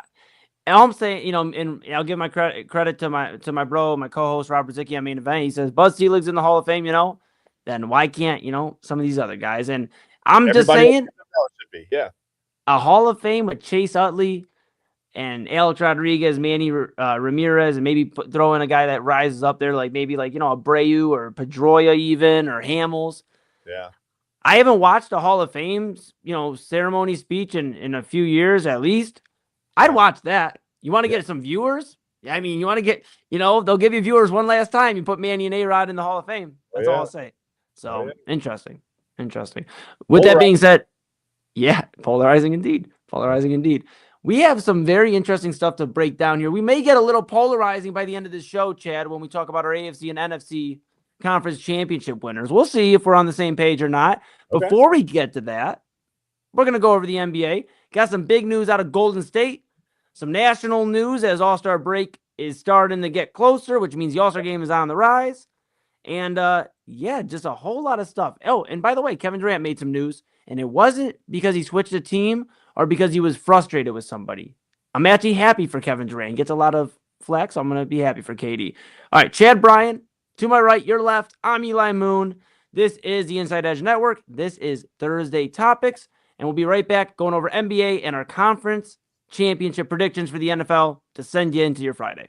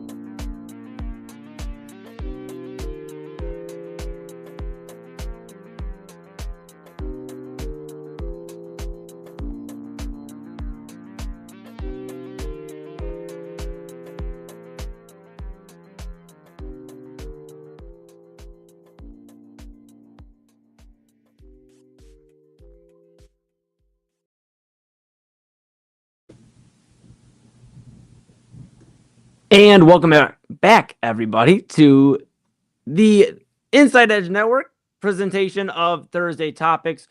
I am Eli Moon. That is Chad Bryan. I have been struggling with this hat all show, Chad, and I think by main event, I'm going to be wearing a bucket hat. Yeah. So, with that being said, thank you for tuning in with us so far. If you're on the East Coast, West Coast, somewhere in between, or maybe not even in the United States, outside in a different country, rocking with us, whatever time it may be there, thank you so much for rocking with us as we continue to bring the best in sports, entertainment, mental health, and music all around. Weekly programming. Before we get into our last bit of things here, just want to remind everybody, Chad, him and TK Dandridge do a great job Mondays. Right now, I know they're working on switching some things around. And we'll be back this Saturday. Actually, we will be back on Saturday, so we're gonna look at that. We're back. We have that's right. Circle, man. That is why you stick around till 11:49 on the East Coast on Thursday Topics. Breaking news, by the way. Breaking news, literally. So yeah, Chad back in the saddle this weekend with TK Dandridge, Illegal Formation. They did have an episode on Monday. Make sure you go check it out. Still great stuff. Still relevant to everything we're talking about even today. So great stuff. And then you can check out the Inside Edge Network NFL pregame show, the preview show, and it's really, Chad, TK, and Ryan Moss are doing their things, and they do a great job there. So make sure you tune in and check that out this weekend. We'll give our thoughts, but Chad's gonna give a lot more on this weekend, right? I'm gonna see if I can get some predictions out of them today. We'll get to that. It's late. You might be able to trick me into saying something. Yeah. And then of course you can see me all over. I feel like Conversations with Eli Moon, typically Tuesdays. It did air about 2 hours ago with my guy Cliche, Lahele member, part of the collective I'm part of, and there's a great rising artist in Cleveland, and he's traveled with me to New York and Texas. Check that interview out. That's typically on Tuesday, so you get a little Thursday edition before you jumped in here with us on Thursday Topics. But Conversation with Eli Moon on Tuesdays. Real Talk with Papa Moon on Saturdays at 5 p.m. Tuesday at 7 for conversations with myself. And then Sunday, main event. Oh, my goodness. Those guys would be so mad if I just blinked like that. Sunday, main event with the fellas. 8 typically to 10, 30, 11. We may be running into your Monday morning, but we'll get your week started. And then, obviously, we'll just keep rolling with content. Got Jersey Chasers out there. The girls, Autumn and Christy, do a great job. Just Side Hustle Wrestling Podcast with Double A and Kyle.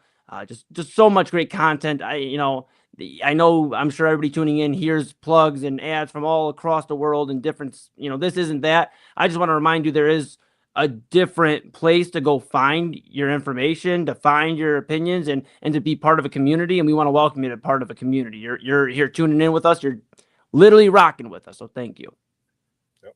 And we would love to hear, by the way, what you think about anything that we talk about. Like, comment at any time. We want to engage with you. We want to hear what you're thinking. What you have to say, really.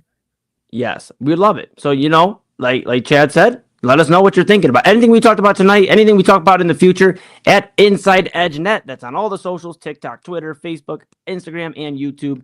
And very good stuff. Make sure you also give us a follow if you see our ads and you like some of our takes. With that being said, let's get into some NBA stuff, Chad.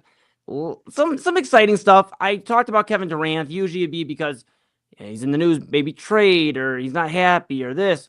I like Kevin Durant. I know it's a hot take in Cleveland because he stole all of our happiness and our championships, but he's a great player, and he passed Dirk Nowitzki earlier this week for 6th on the all-time scoring list. I kind of was shocked, and I don't know if I'm shocked like that he's not like 5th or higher right now already, or that he's lower. I mean, the injuries with Kevin Durant. Obviously, the really serious one in the finals with Golden State.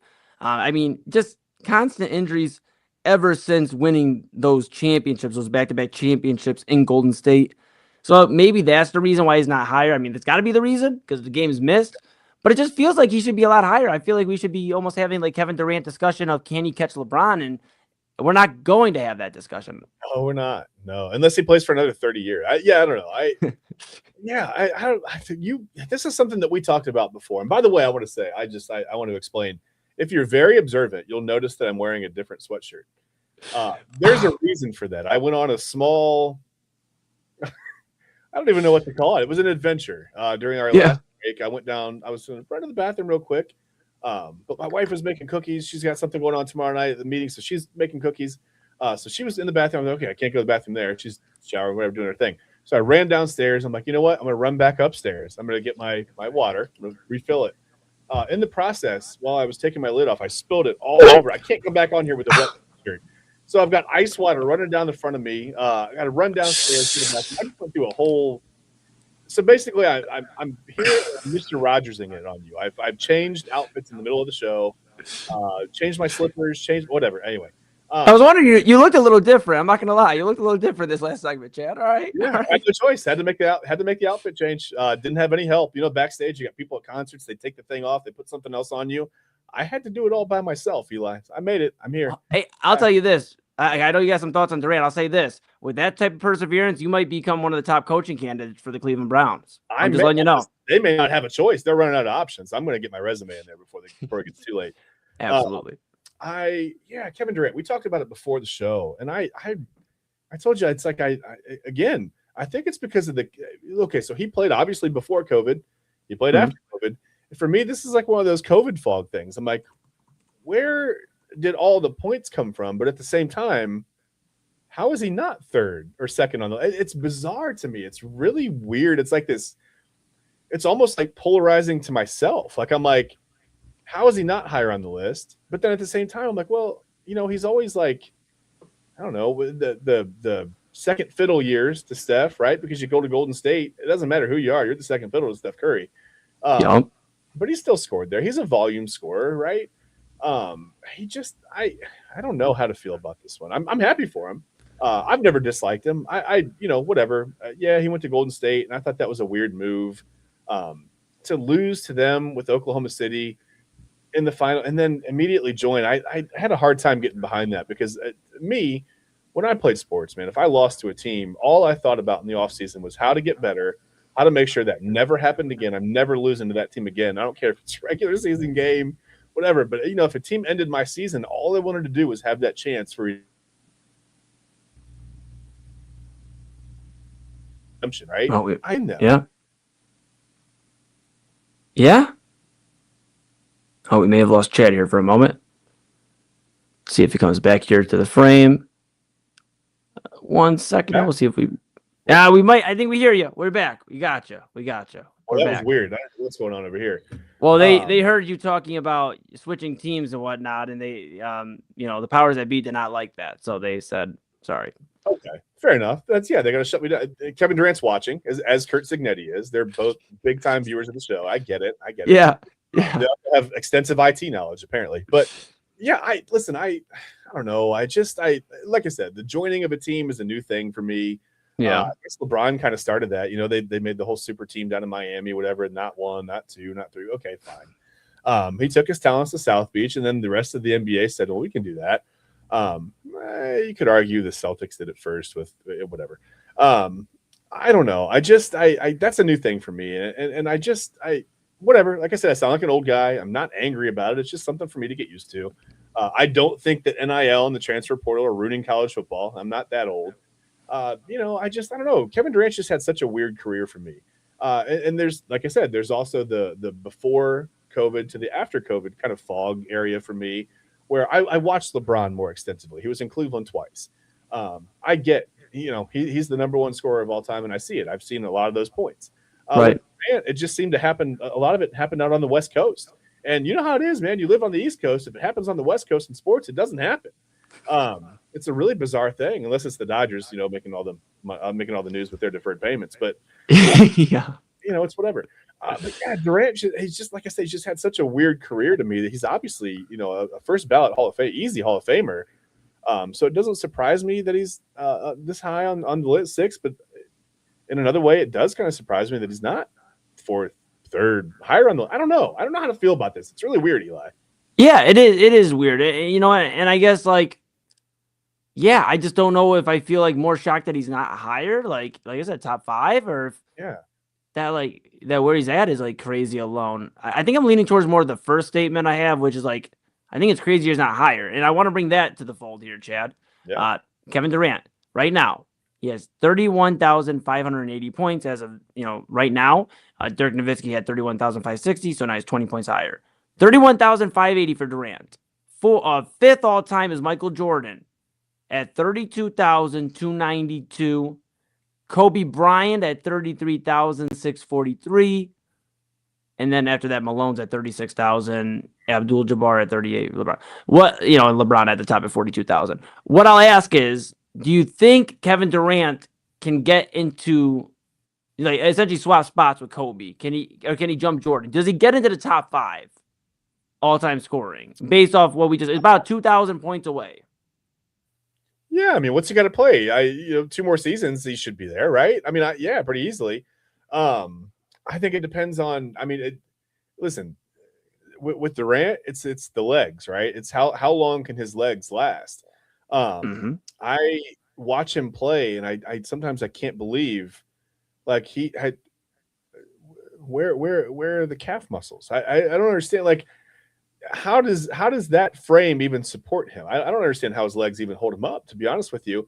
And when he was injured, I thought, this is like my biggest fear for him. Like, I always expected him to have like some kind of catastrophic leg injury because he's just like so thin, right? Like, his legs are so thin. Not that I rooted for it, but it's like when it happened, I was like, I knew this was going to happen to this guy at some point, right? With him, I think that's the biggest thing. I think it's going to be health. Can he stay healthy long enough? If he does stay healthy, I think he's quietly going to pour enough points and he'll end up above Jordan and Kobe, which is wild when you think about it. Wild. Absolutely wild. Now to think about too, he's 37 years old. He'll be 38. His birthday is September 29th. So he'll be 38 when next season starts. So, about halfway through the year now, about 2,000 points away. We'll see. And obviously we'll see, that'll be a big storyline going into his season next year is if he's not there, then it's like, okay, we're watching how far into the top 5 Kevin Durant can get. Yeah, I think he retires by 40. I don't think he's the guy that's going to play 41, 42, 40. No. I don't think he's that type of guy. I think he'll be done by 40. So, like I said, if he can stay healthy, I think he gets there. I think a poor Houston Rockets postseason exit could lead him to just retire. Maybe. That could be too. We'll see. We'll see. Yep. We'll see. Let's pivot here to a conversation in Golden State. And, we talked about one star. Let's talk about another star. Right. This time who's spending time in Golden State. ESPN Shams Charania, announced earlier this week that Golden State Warriors Jimmy Butler tears his ACL, is out for the season.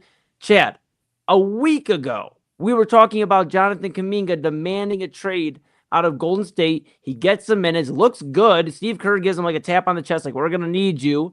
They're even the front office and Mike Dunleavy is out there for Golden State saying, well, when you demand a trade, there needs to be a demand, which is crazy talk about the player that you're going to need if you want any playoff hopes. He is going to serve as, the fill-in for Jimmy Butler. He is now more needed than ever, which is good for Jonathan Kuminga on that note because he's going to get a chance to play. And if the Warriors don't see him in their long-term future, if he's just the Band-Aid for right now, then he is going to be somebody's, off-season target or whatever next season.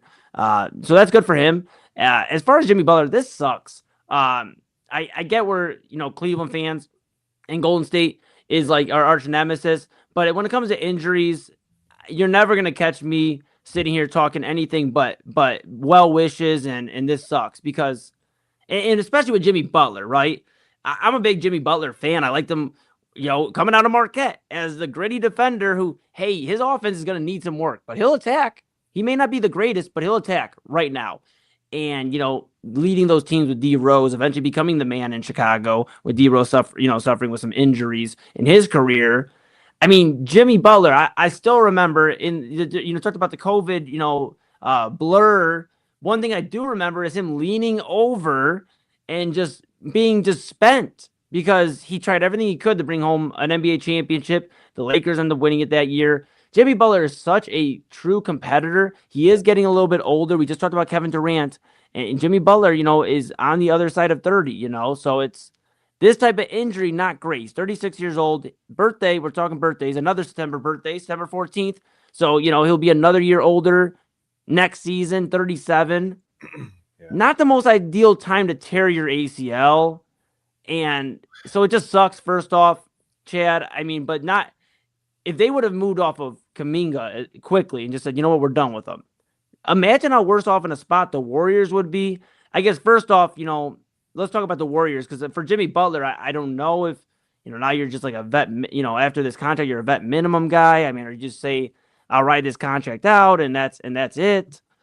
This was Yeah. his chance to really get the ring. Unfortunately, he's on the run with Golden State where, they won their championships, and it doesn't appear, unless something really shakes, that Steph and Draymond and Steve Kerr are going to win another championship. So just sucks for Jimmy Butler, but like, man, the Warriors could have been in a really, really bad spot. This is bad. Could have been even worse if they moved off of Kuminga last week. Yeah. You wonder where everybody's head's at now. I mean, sometimes things like this, I get it. Steph Curry is the guy, right? He's the superstar. He's the media darling, whatever you want to say. But Jimmy Butler kind of feels like sometimes he's just like the heart and soul, right? Like you said, such a competitor. When I think of Jimmy Butler, I think of that guy that flips the switch come playoff time. And he all of a sudden he's a huge problem, right? Like on the floor, doing stuff he didn't typically do in the regular season. All of a sudden he's like, wow, what Jimmy Butler is this? Like you said, the COVID year, he was amazing in the playoffs. Yeah. We've seen it, in flashes here and there since, where he's like carried whatever team he's been on for an entire series. And I hate this for him. First of all, like you said, I'm never going to root for an injury. There's really been only one player that I was somewhat not upset to see get injured. I won't disclose that on the show. But it was one time. And even then, like a couple of days later, I was like, no, I feel bad. I don't know. I'm never going to root for an injury for a guy. So this sucks for him. I hate that. I don't care if it's Golden State. Don't care if it's Michigan. Don't care who it is. Never, ever am I going to root for an injury for anybody. So, yeah, that stinks.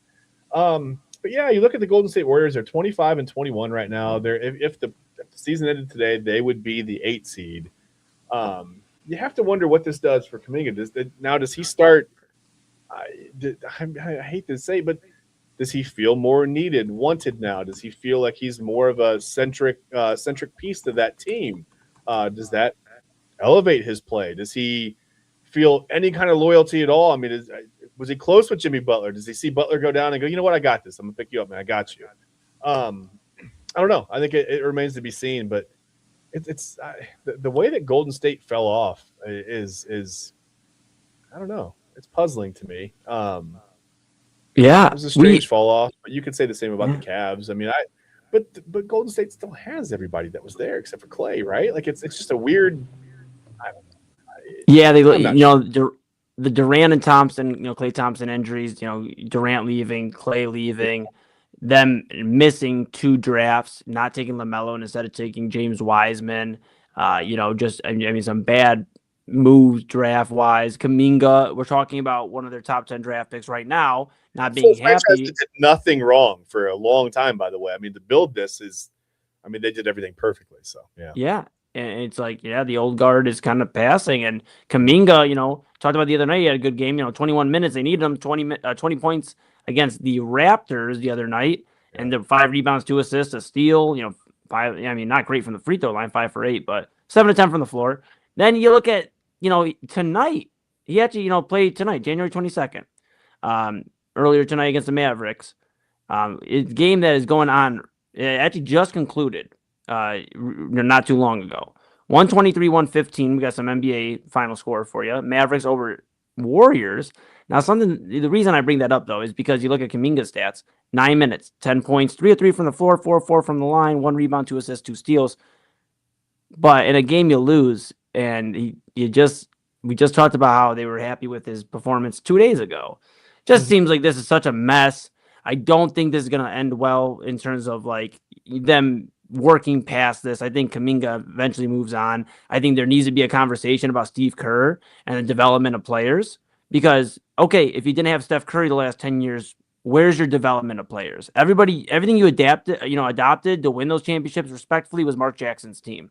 Yeah. And you just did a good job of being the vibe. Yeah. You were the right vibe, and you didn't mess things up. Right place, right time. Yeah, and you know what, Steve Kerr. I mean, now it's going to get a little more interesting. This Jimmy Butler injury, like handling the Jonathan Kuminga situation to keep an eye on. But Butler, just one more note on him before we pivot here. One more NBA story. Jimmy Butler, 2-year. He's currently on a 2-year, $110.96 million contract extension with the Warriors, signed after the trade when he got to Golden State. It runs through the 2026-2027 season. And yeah, with Butler, the other thing to keep an eye on, I mentioned his age, 37 next year. We just talked about Durant, playing maybe to 40. This, with the ACL, this might be the last few seasons of Jimmy Butler, which makes me sad. So yeah, it feels like it could really be it. I mean, especially after you said an ACL at 36, going to be 37. Feels like we could be, maybe seeing the last couple of year and a half or so of Jimmy Butler. It's the end of an era. I mean, LeBron is on his way out. It's just, I don't know, man. It's crazy how fast these last 20 years have gone. Yeah. No, I mean, yeah. 20 years, but it's just like just that 20-year period in the NBA period. It's gone so fast. It has. Like, even looking at like Jimmy Butler, 37. Yeah. Like, what? I What? know. What? So Kevin Durant, 37, like the end of his career, like crazy. Wild. We talked about that's such a great pivot into our next discussion here at the NBA, last NBA story of the day. We talked about kind of the old guard. Let's talk about the new guard. 2026 NBA All-Star starters announced. Obviously, the big news I would say, Chad, is that LeBron James was not a starter. Yeah. Should get another All-Star appearance, his 22nd.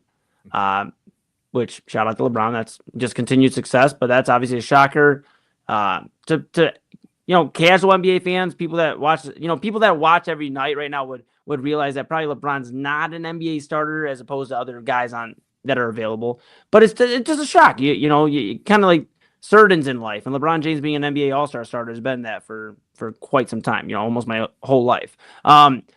And so that's shocking. And then here in Cleveland, Donovan Mitchell not named a starter as well. Yeah. So just, I mean, and it's interesting, the NBA, they've tried so many different ways for this NBA All-Star game to make it exciting. They've done, the players draft their own teams. They do East versus West, it used to be. Then they do this one. Now they do 4 different teams. It is getting so confusing. What they really do, this year, determine the starters, so to pick the starters, the NBA, this is from NBC Sports. But, they're breaking down to pick the starters. The NBA relied on 50% fan votes from around the world, combined with 25% votes from NBA stars themselves and 25% of votes from NBA media. Those votes determined the 10 starters who were announced Monday. And then on February 1st, the rest of the All-Star Game roster will be announced. That it allows coaches around the league to vote to determine the rest of the players. And, let's go over these real quick, though, Chad. I want to get your thoughts on the All-Star lineup and feel like, we'll talk about if they got it right or got it wrong. Yeah, Eastern Conference, you have Giannis Antetokounmpo, the Greek Freak from the Milwaukee Bucks, Jaylen Brown from the Boston Celtics, Jalen Brunson from the New York Knicks, Cade Cunningham from the Detroit Pistons, and Tyrese Maxey from the Philadelphia 76ers. And on the Western Conference, you have Stephen Curry from the Golden State Warriors, Luka Doncic from the Los Angeles Lakers, Shai Gilgeous-Alexander, Oklahoma City Thunder, Nikola Jokic, Denver Nuggets, and Victor Wembanyama of the San Antonio Spurs. What are your thoughts, Chad?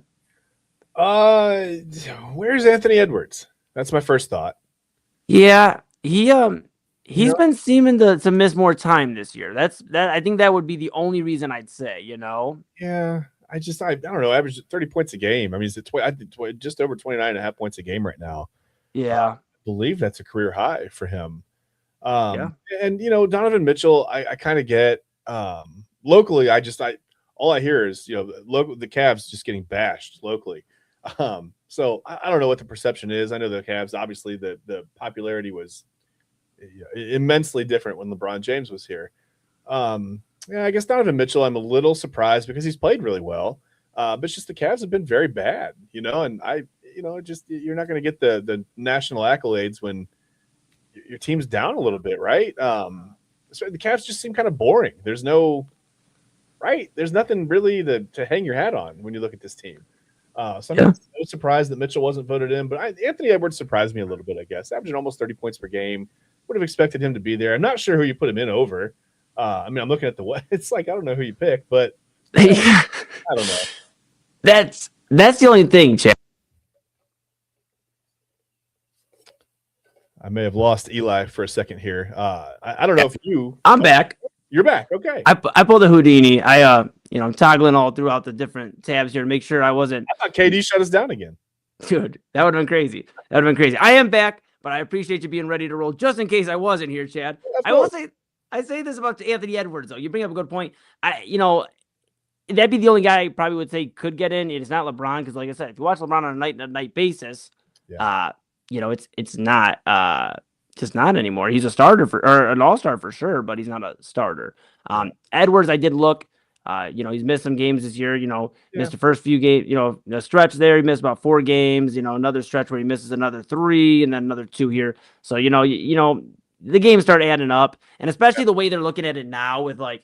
You have to play at least like 65 games to win MVP or any of these, awards. It seems like they're probably going to start holding that towards the All-Star standard too. I mean, at least for their vote. It's interesting. West is stacked though. Eastern Conference, I really don't see any issue either. To be honest, Cade Cunningham, Detroit's a great team right now. I mean, Jaylen Brown, I don't have any issues, man. I mean, I think you actually brought it up. The only one I guess we could say is like Anthony Edwards, but yeah. So it seems like they actually did a good job this year. I get the missed games. I get that. And I get, like you said, your team's kind of a terrible start for the Cavs.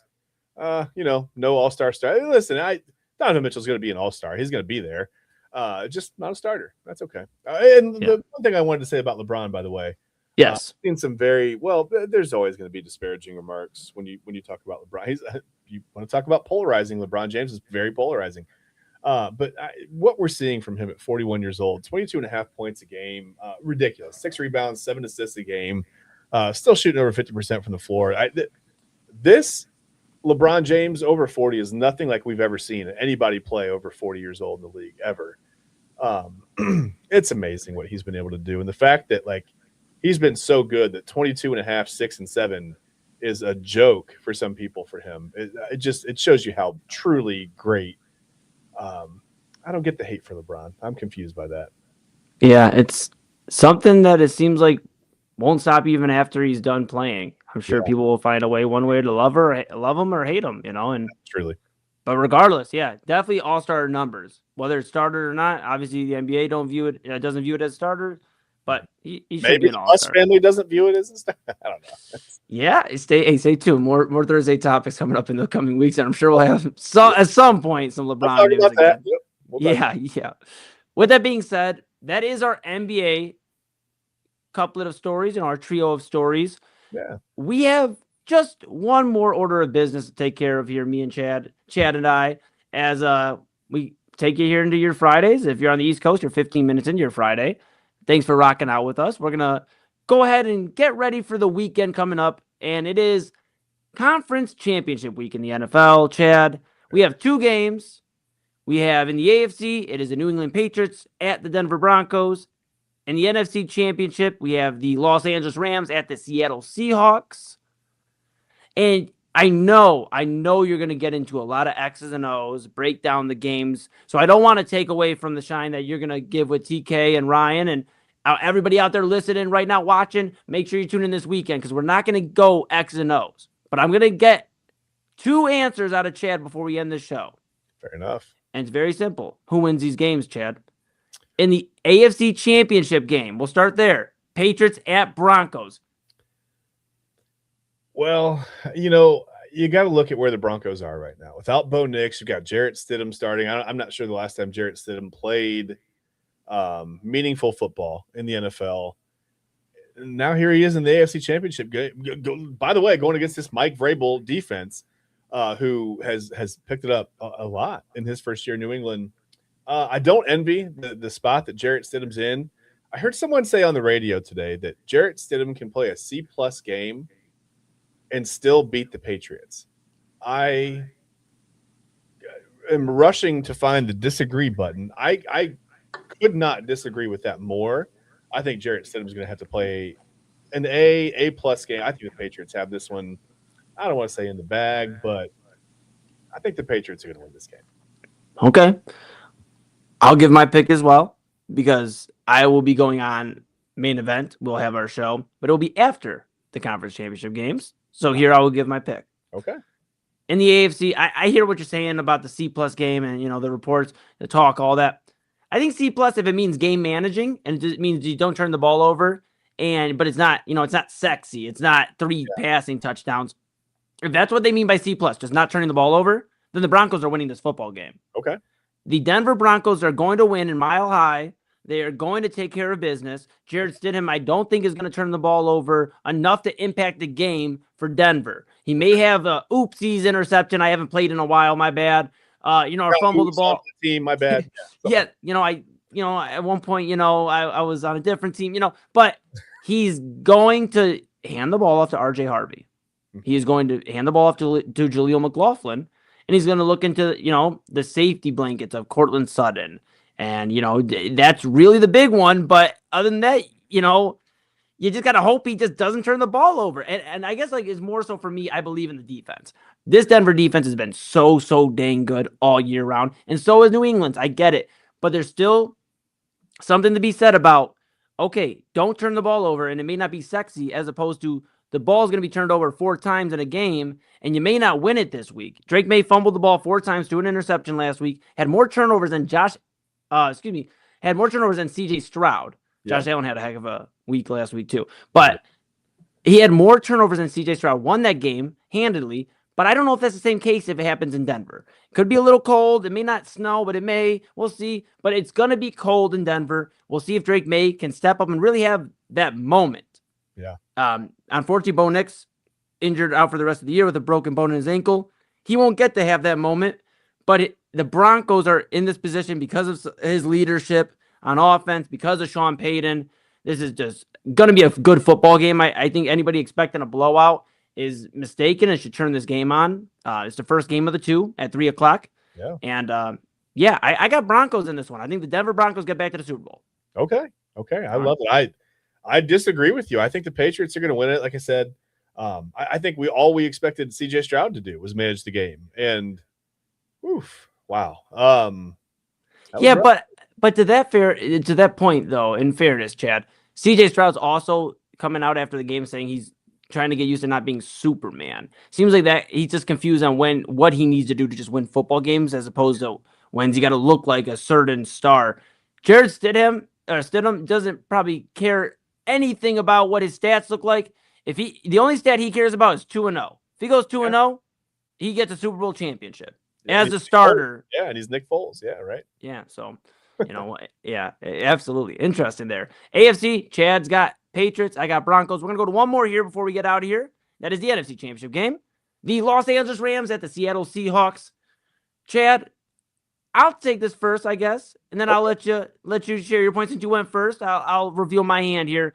I think as much as the Los Angeles Rams and Matthew Stafford and Sean McVay, and they have won it before. They have won a Super Bowl. And in fact, Sean McVay's been the 2. One with Goff, one with Stafford. 1-1.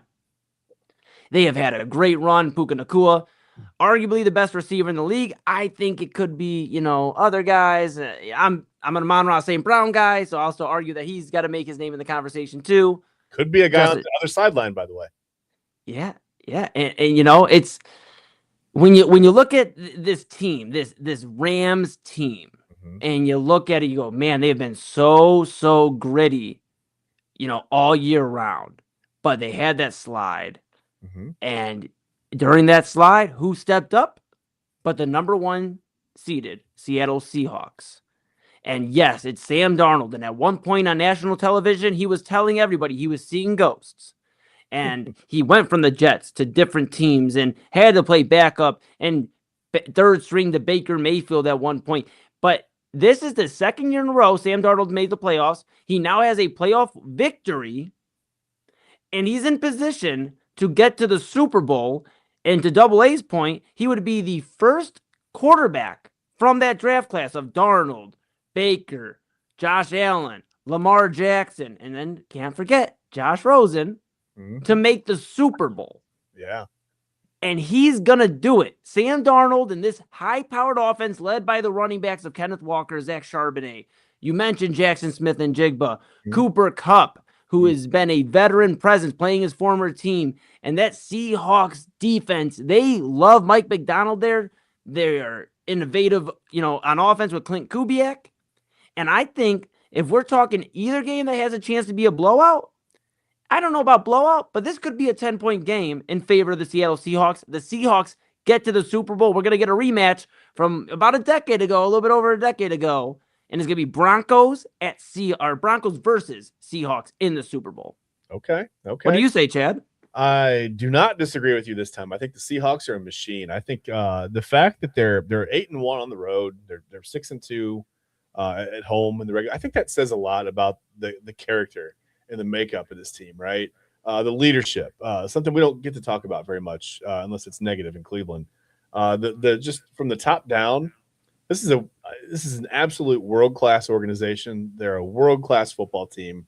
I think they're going to show you that on Sunday. I think they might win this game by 17 or more. I think this I don't know if 17 is a blowout, but this is going to be – I think Seattle wins this game. I think it feels fairly easy at the end of the game. I think you look back and the score might be closer than the game really was. You know, sometimes the score can – if you just look at the score, you see one story, but if you watch the game, you feel another. So you feel it, right?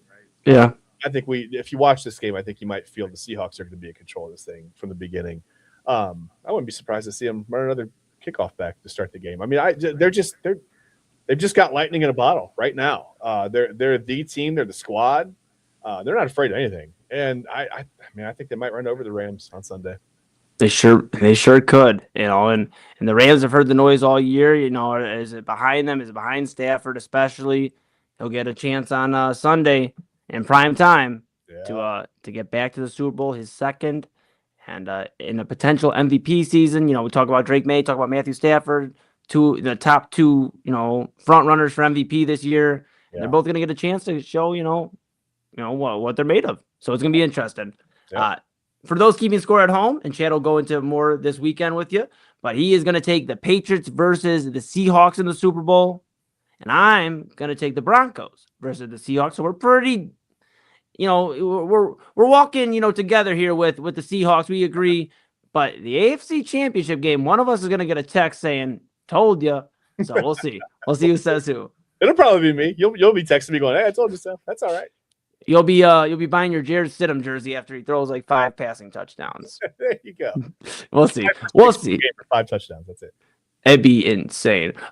With that being said, we want to say thank you on behalf of Chad, myself, the Inside Edge Network. We want to say thank you for tuning in, not only today, but just all week, the entire 5 months and over 5 months. Now, we've been with you since week 1 of the NFL season, and we have been blessed to have so many people tuning in with us across the world, hearing us from sports to entertainment to music to mental health. We are just blessed to be able to be in these positions, to speak with you every day, and for you guys to rock with us. So truly, when we say thank you, we truly mean thank you, because we could not do this without you. With that being said, also, I do want to remind you, if you are tuned in, whether it's on Twitter or X or YouTube, wherever you're at, find a way to go follow or subscribe to the Inside Edge Network. If you loved what me and Chad just talked about, you're going to love everything on the network. There's so many different takes, so many different people to meet. I promise you, it's a whole family here. And you go follow us on Twitter, you'll stay locked in, or X, you'll stay locked in. YouTube, subscribe, you'll be locked in. We are just hoping you'll join us as we get to talk about the rest of the NFL season. We get into the NBA and so many sports. Sports are always going around. Well, there's always something to talk about, and we're going to be here to talk to you about it, because your voice truly, as Papa Moon says, your voice matters. So thank you.